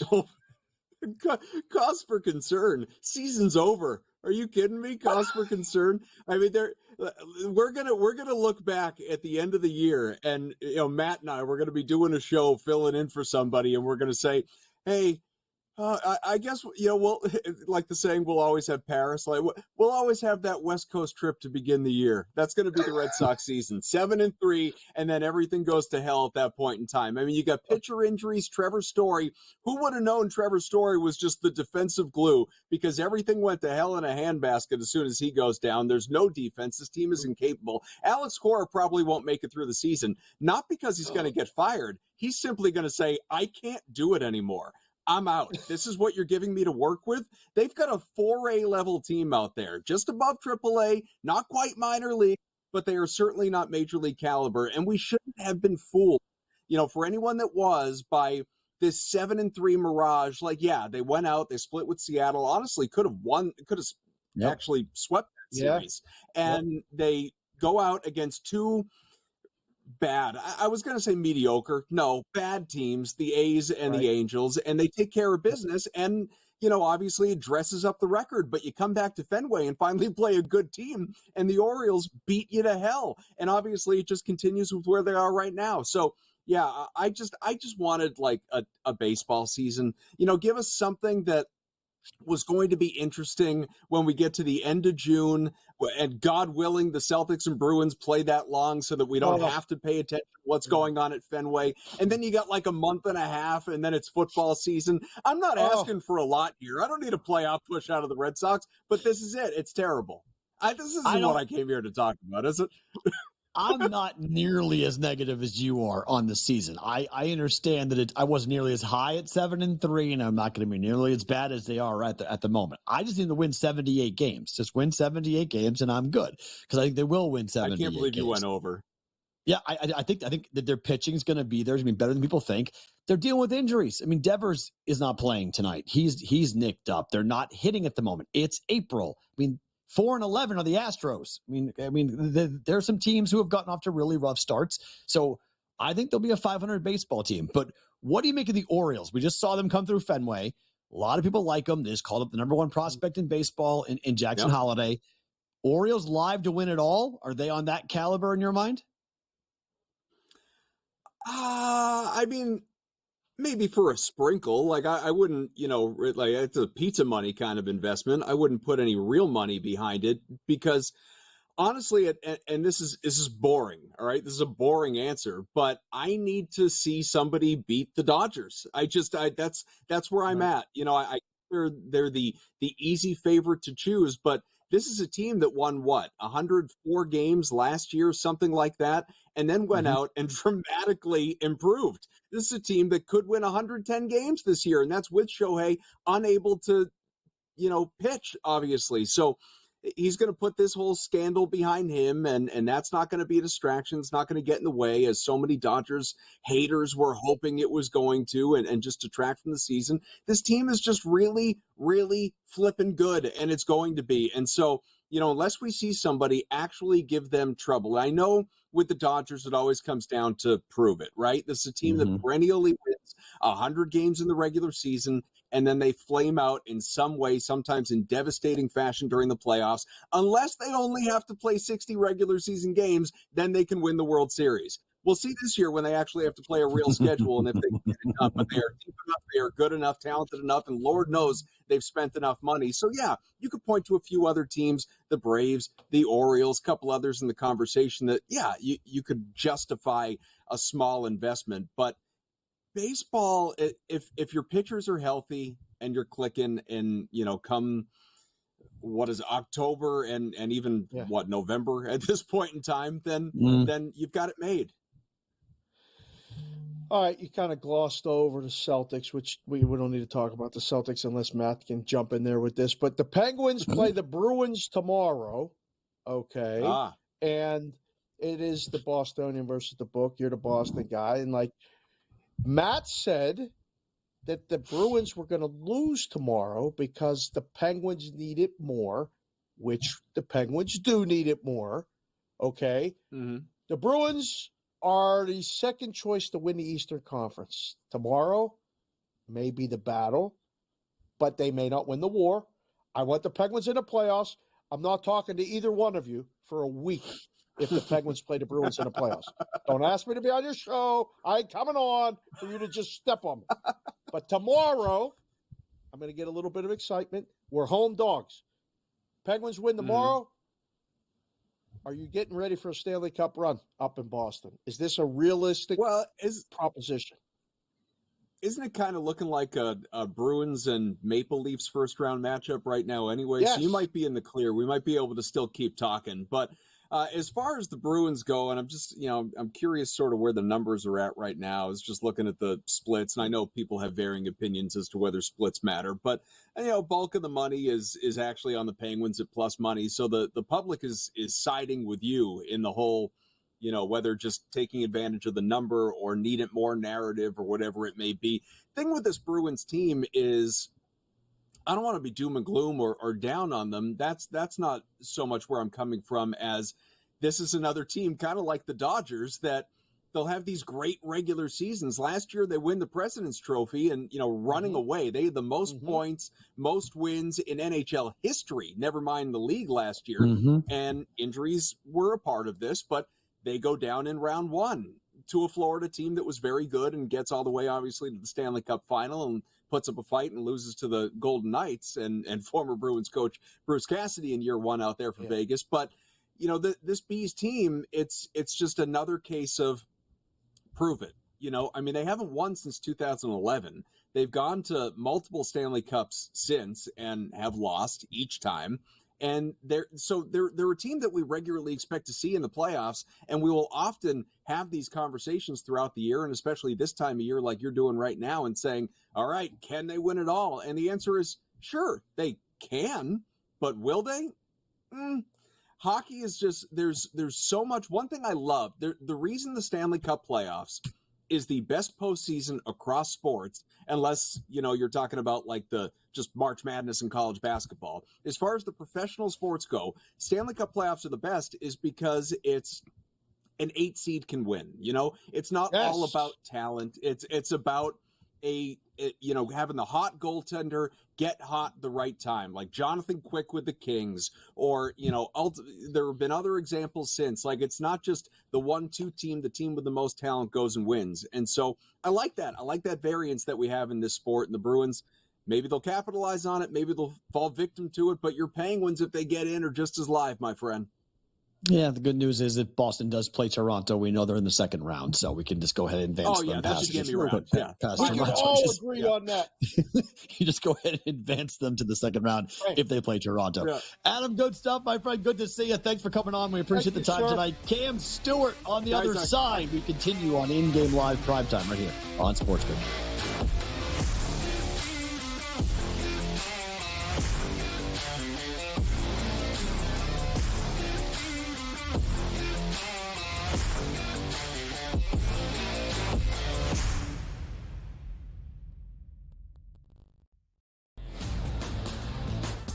If you passed him up as a Heisman Trophy winner and he lights the league on fire like C.J. Stroud over a Bryce Young, you might not make it as a head coach or in your regime here. I just don't think they can pass over Daniels at number 2. He's sitting at 5.8 goals, saved above average. He has been standing on top of his head for this team, but defense has to help him out a little bit. The Red Wings defense comes alive just a bit. I think that they're definitely going to punch their card. The early line, only on SportsGrid. Victor Hovland right now can probably hit it right where he's looking on the range. But the problem is when you get out to a golf course, especially like Augusta National, it's a big picture. You can see every shot in the world, but the targets are really, really small. I feel like whoever we pick is going to win. Like, I feel like we have the power to choose the winner of this tournament. I know. I'm surprised more guys haven't reached out. And they might, and they probably will. Only on SportsGrid. 89-87, 0.6 seconds remaining. Big drama here in this game. Always frustrating when your Final Four parlay and bracket gets busted, but here we go. I'm done. Look what he is now. He's on FanDuel, plus 120. Almost even money to win the tournament. So you actually, if you did get him at plus 260, you got a pretty good, better investment than you had before. Just saying. Sports Rage Late Night, only on SportsGrid. Your gut says Miami is going to win, and you should take the over. Your gut also said your NFT selfies would only go up in value. They didn't. But your head is on SportsGrid and knows the QB is in concussion protocol. The backup has a 45 QBR against the zone coverage. The New York D has the most sacks in the league. So yeah, trust your head. It's smarter to be on SportsGrid. Anyone that's been to a sporting event, the atmosphere before a game, I think Game Time Decisions has that same exact atmosphere. This is our arena. This is what we do. There is going to be an energy to Game Time Decisions that you will feel night in and night out. The excitement you get when you lock your bets in, when you're figuring out what you want to do, we can zone in on the biggest games each night, I want this to be the place that people come to before the games start so they feel as ready as possible to lock in their cards. We are going to hit every single one of those markets that you need to know about. We're going to go through every single thing, and I've got a great team behind me that's going to help me get the job done. There is not going to be a better place, I promise you, than Game Time Decisions to get that new information, react to it, and be able to then bet accordingly. We will have everything at our disposal, and we will use that to our advantage. I'm Kevin Walsh. Tune into Game Time Decisions from 6 to 8 p.m. Eastern on SportsGrid.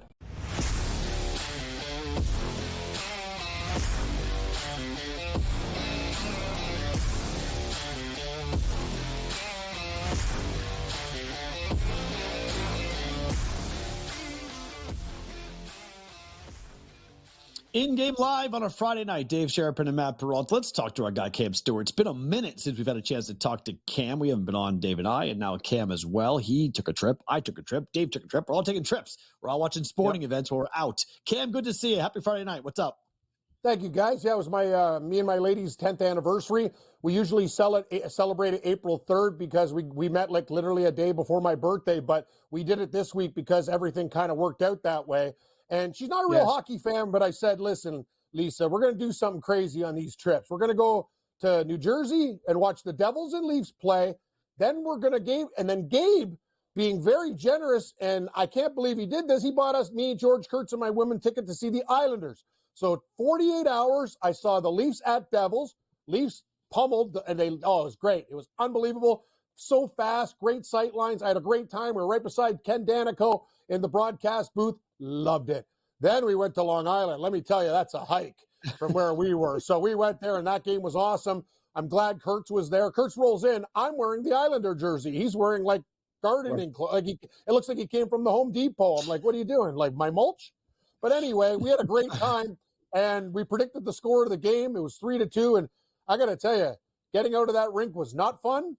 I lost my phone, Dave, when I celebrated the 3-2 goal. So there's thousands of people coming up the escalators. I got to go back that way. And you know how crazy I was. It was like a very dangerous panic attack situation. But I get there. This kid found my phone under the seat when it was pitch black dark. I grease him 20. I go, you're my angel. And I go back. Bottom line, though, is shuttle. Where are you? Who knows?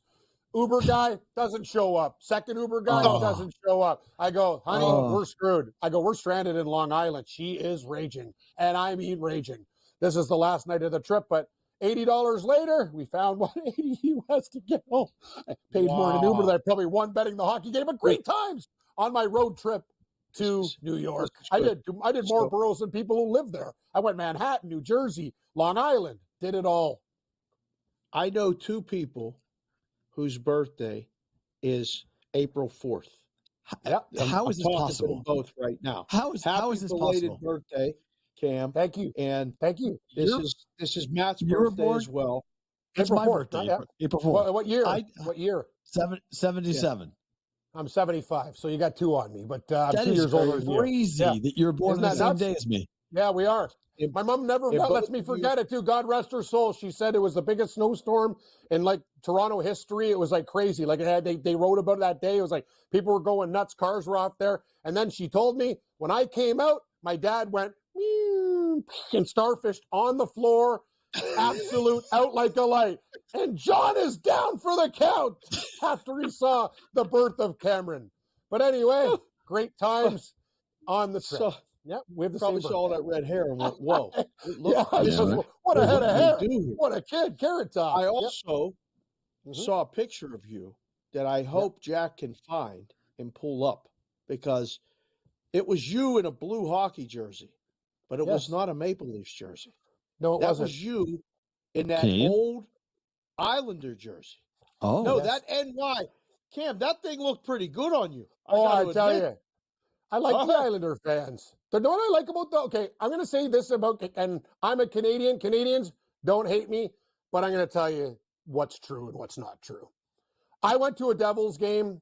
We had great seats, way cheaper, whatever. They have a death metal band playing. It was like Morenzi's band, Homicide, playing in the second period. They got the Devil mascot, crowd surfing with other guys there, going absolutely bananas when they're losing the game. Islander game, lots of young guys, gals, they take their dates there and stuff. Who the hell's at a Leaf game? You got to be over 50 and have at least $10,000 in your wallet. That's the difference between American hockey fan and, hey, Leaf fans are at the bar. They're not at the game. Okay. And I'll tell you, Islander Nation was good to me. We had a great time. Kurtz was awesome. And I'll tell you, it was a great hockey game. 3-2 in overtime. Palmieri with the winner. I couldn't ask for two better games. And the Leafs beat the Devils when I was there. And it was a great game, too. Both fantastic hockey games. You're all in. You're all in. I like the Islanders. That was I can't believe I actually cheered for the Islanders, but you know me, I'm a Toronto guy. I'm not a Montreal guy, and Perrault, I like you, but the Bruins are the team that I'll cheer for Montreal over Boston too. You guys, of course, just break why my wouldn't heart. you? I didn't like that. I didn't like the end of that last segment when you say you're going to play the Leafs and beat them again, but it's probably true. But it's true. I mean, it's true. It's just what's true. Facts are facts. Dave, I come back home and now the Rockies are beating the Jays 11-2. I should have stayed in New York. I should have stayed in New York. I'm on the Blue Jays run line. How about that? How about that bet out of me? I bet the Blue Jays run line. I'm I could bet on my regular site now. But this is perfect. Blue Jays run line and stuff. I'm ooh, I wish that plane, you could have made another circle, baby. Why did you have to go? What a disaster. Where do you want to go first? Do you want a dumpster dive with the Flames and the Ducks, or do you want to go to a game that has a couple playoff teams in Minnesota and Vegas tonight in the hockey? Which one do you prefer to go to first? Well, Dave, it wouldn't be me returning to the shows if not hitting the dumpster first after the delays at the airport. So we'll take the Anaheim Ducks plus 114 against Calgary tonight. I have a slight lean to the over 6.5. Dave, we've talked about this before when two horrible teams get together. Usually, it's the end of the we're nearing the end of the year too. Do we really care? Can we play pond hockey? But I like the Ducks at home in this spot. Here's the thing, Minnesota. That young goaltender, he was horrible his first game, but his last game was a shutout. I'm looking at the total at 5.5. Am I going to take the under in this hockey game? Is Minnesota going to try to play one of their old school games? But it's a very low total. I don't know how you guys feel about this game. I want to take Minnesota, but Vegas should win this game. But I don't like minus 175, guys. What do you think? Confirmation that it's Fleury. So Fleury. They finally played him. They finally played. This is the first time he's playing, right? This is the first time because they always bench him when he comes back here. Exactly. So this is what I got. You won't know until the game actually starts, but it says confirmed at the site that I look at. So we'll see. That changes it from. I like Vegas. Vegas if it's Fleury. I got to be honest with you. Fleury starting could be bad for Minnesota. I think that's a bad idea starting him. I would agree. And Mark Stone practiced today. He had the red no contact jersey on. He's back. He's not playing, but Mark Stone is practicing. So Mark Stone will play in the playoffs. After all that, and everyone in the NHL was all angry about Vegas manipulating everything with injuries and all the salary cap stuff that they do. So people are again calling foul that, oh my gosh, Mark Stone, like last year, miracle recovery. He's back right before the playoffs, just like last year. But him being back, that's going to be some juice in that locker room, having him back. They're going to be pretty excited about him being there. So could be interesting. Cam, tomorrow, Bruins against the Penguins. Dave and I have been talking about this. Penguins. I like the Penguins. Yes. Penguins, I've been riding the Penguins hard, Dave. Been riding the Penguins hard. They've been on a heater. I bet them when I was on my trip. Detroit came back. They still found a way to win that game. I knew actually my hockey picks were great when I go away. I had Buffalo over Washington. I told Kurtz, I'm undefeated tonight. This is unbelievable. Why am I coming back home? Because then I'll lose every game when I get back to Ontario. But I really love what Pittsburgh's doing. They're showing a lot of guts. They're really grinding. And hey, Boston's a better team, Dave, but there's just something about Pittsburgh right now. Sidney Crosby's a true professional. He'll get those guys ready to go. I got to take Pittsburgh in that spot. And let me tell you, even the game last night, man, that young goalie from Montreal, Montembeault and Varlamov, that was some of the best goaltending I've seen live. Those guys stood on their head, breakaways, split saves. It was a fantastic hockey game. We had the under, but, man, those goalies played good. And we were up in the nosebleeds, and I loved it. Great night. Awesome. Breaking news, by the way, Dave. The Coyotes have informed their team that they are relocating next year to Utah. So they have told their players. I'm on the Coyotes tonight. Couldn't they wait till they beat Edmonton? Or Coyote players, they have been informed by management that they will relocate to Utah. So wow, what a story! Salt What Lake are they be called? Is it Utah Coyotes? Utah, probably, but isn't there? What about their other team? They're called the Grizzlies. Aren't they called the Grizzlies in their other affiliate? They're called I think they are the Utah Grizzlies. Right. Yeah, I mean, there are Coyotes in Utah, so you can pull it off and do the Utah Coyotes or Salt Lake Coyotes, depending on how you're going to do it. But that is a pretty big shakeup that there will not be a team in Arizona anymore for the NHL. So that's like, how do you do that? Your whole life gets, picked up and dropped. You got to do everything. The kids, your life, your wife, your coaches, management, everyone. Matt, that's not easy to do. What about the Canadian team? What are you talking about? These guys should have been gone years ago. The league has saved this franchise. Like, what about Quebec? Like, what about if the Canadian dollar wasn't so crap and everything was equal, like these people would kill themselves to have a hockey team. I'm even going to say other cities, Kansas City, Missouri's got hockey, Dave, like Midwest, Casey, and what about Houston? They had the Arrows there, like the Houston Arrows. I live there. Houston. Yeah. Okay. Makes more sense. Kansas City, the Sprint Center, T-Mobile Center has been sitting there waiting for an NHL team for literally a decade. So the KC makes a ton of sense if they were to go there. But Salt Lake has a lot of money right now, and you keep them, same time zone. It's not that big of a deal. It's just, a couple of hours, 10 hours or so up to the north, and you're going to wind up moving up there. So you keep the same divisions. You don't move them around. You just rebrand and rename, and away we go. But it stinks for those people in Phoenix. So David mentioned it earlier in the show that there's a possibility, but that's happening now. It's a done deal. What do we do, guys, with this other game in the NCAA, Dave and Matt? We got Denver 9-1 to win it all, but Boston College is -300. What do I do with this game? BC's winning that game. I know what I'm hedging, because you know what? I'm gonna a little bit on 1.5, a little bit on -300, because Dave, we got such a good number. So what did we get? 50? What's $50 at 9-1? Anyway, it's worth a little bit of a hedge. I got to figure it out, but. Anyway, we're ready to rock. So, because BC's got the number one pick in the draft, right? Yeah. Yes. That kid is going to be unbelievable. Amazing. Arizona Diamondbacks in baseball tonight, too. Not in hockey. Hello, Salt Lake. We'll take, what's his name, Dave? Can I buy some consonants with very little vowels for fat? Fat. Mr. Fat. Fat. Hello, Mr. Fat. I love fat. Yeah, give me fat at a not fat -124 tonight. Snakes. Let's go. Quickly, Dave, quickly. Masters right now. I want to give you guys something to think about over the weekend. Please. Okay. There's a lot of things that are happening. Winning?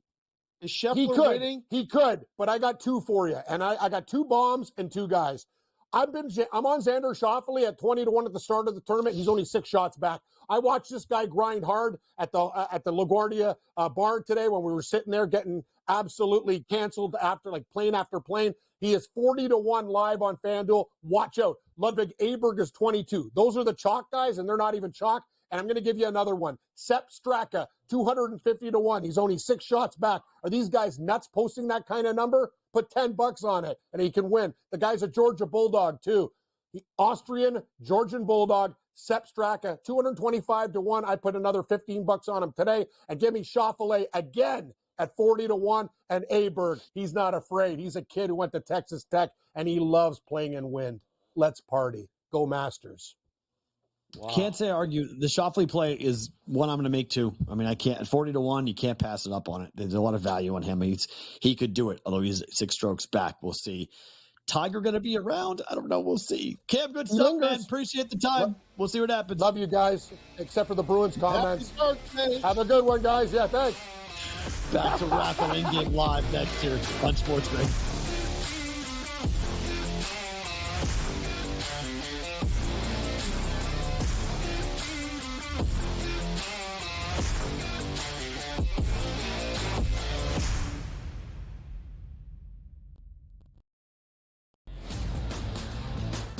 Boy, if you passed him up as a Heisman Trophy winner and he lights the league on fire like CJ Stroud over a Bryce Young, you might not make it as a head coach or in your regime here. I just don't think they can pass over Daniels at number 2. He's sitting at 5.8 goals saved above average. He has been standing on top of his head for this team. The defense has to help him out a little bit. The Red Wings defense comes alive just a bit. I think that they're definitely going to punch their card. The early line, only on SportsGrid. Victor Hovland right now can probably hit it right where he's looking on the range. But the problem is when you get out to a golf course, especially like Augusta National, it's a big, big picture. You can see every shot in the world, but the targets are really, really small. I feel like whoever we pick is going to win. Like, I feel like we have the power to choose the winner of this tournament. I know. I'm surprised more guys haven't reached out. And they might, and they probably will. Only on SportsGrid. 89-87, 0.6 seconds remaining. Big drama here in this game. Always frustrating when your Final Four parlay and bracket gets busted, but here we go. I'm done. Look what he is now. He's on FanDuel, plus 120. Almost even money to win the tournament. So you actually, if you did get him at plus 260, you got a pretty good, better investment than you had before. Just saying. Sports Rage Late Night, only on SportsGrid. Your gut says Miami is going to win, and you should take the over. Your gut also said your NFT selfies would only go up in value. They didn't. But your head is on SportsGrid and knows the QB is in concussion protocol. The backup has a 45 QBR against the zone coverage. The New York D has the most sacks in the league. So yeah, trust your head. It's smarter to be on SportsGrid.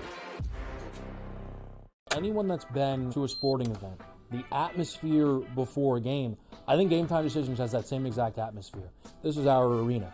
This is what we do. There is going to be an energy to Game Time Decisions that you will feel night in and night out. The excitement you get when you lock your bets in, when you're figuring out what you want to do, we can zone in on the biggest games each night. I want this to be the place that people come to before the games start so they feel as ready as possible to lock in their cards. We are going to hit every single one of those markets that you need to know about. We're going to go through every single thing, and I've got a great team behind me that's going to help me get the job done. There is not going to be a better place, I promise you, than Game Time Decisions to get that new information, react to it, and be able to then bet accordingly. We will have everything at our disposal, and we will use that to our advantage. I'm Kevin Walsh. Tune into Game Time Decisions from 6 to 8 p.m. Eastern on SportsGrid.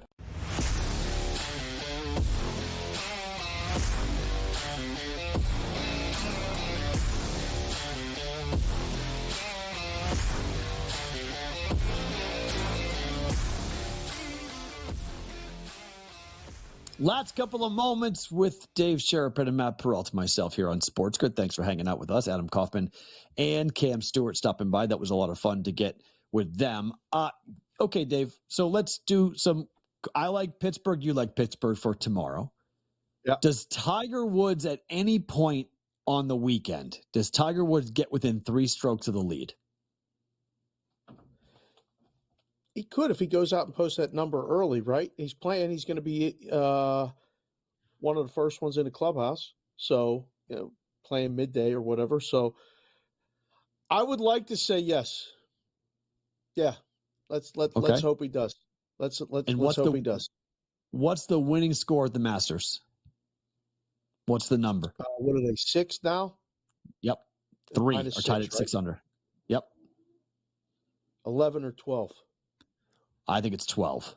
I think we're going to double up right where we are. 12 under is the winning score. Yeah, and somebody got to come from way behind. Now, could they? Yes. I mean, that would be fun if 225 to 1 even gets in the mix. Thanks to Cam for that one. Are the Red Sox going to win a game this weekend? Yes, but Devers is not playing tomorrow. They'll win Sunday. Oh, okay. Devers won't play tomorrow. So until they get Devers back in the lineup, no way. It ain't happening. And so here's the breaking news story that we were talking about earlier. The Arizona Coyotes have informed that the team will relocate to Utah. They're going to Salt Lake City. That is going to happen now. The players were told this tonight before their game against the Oilers.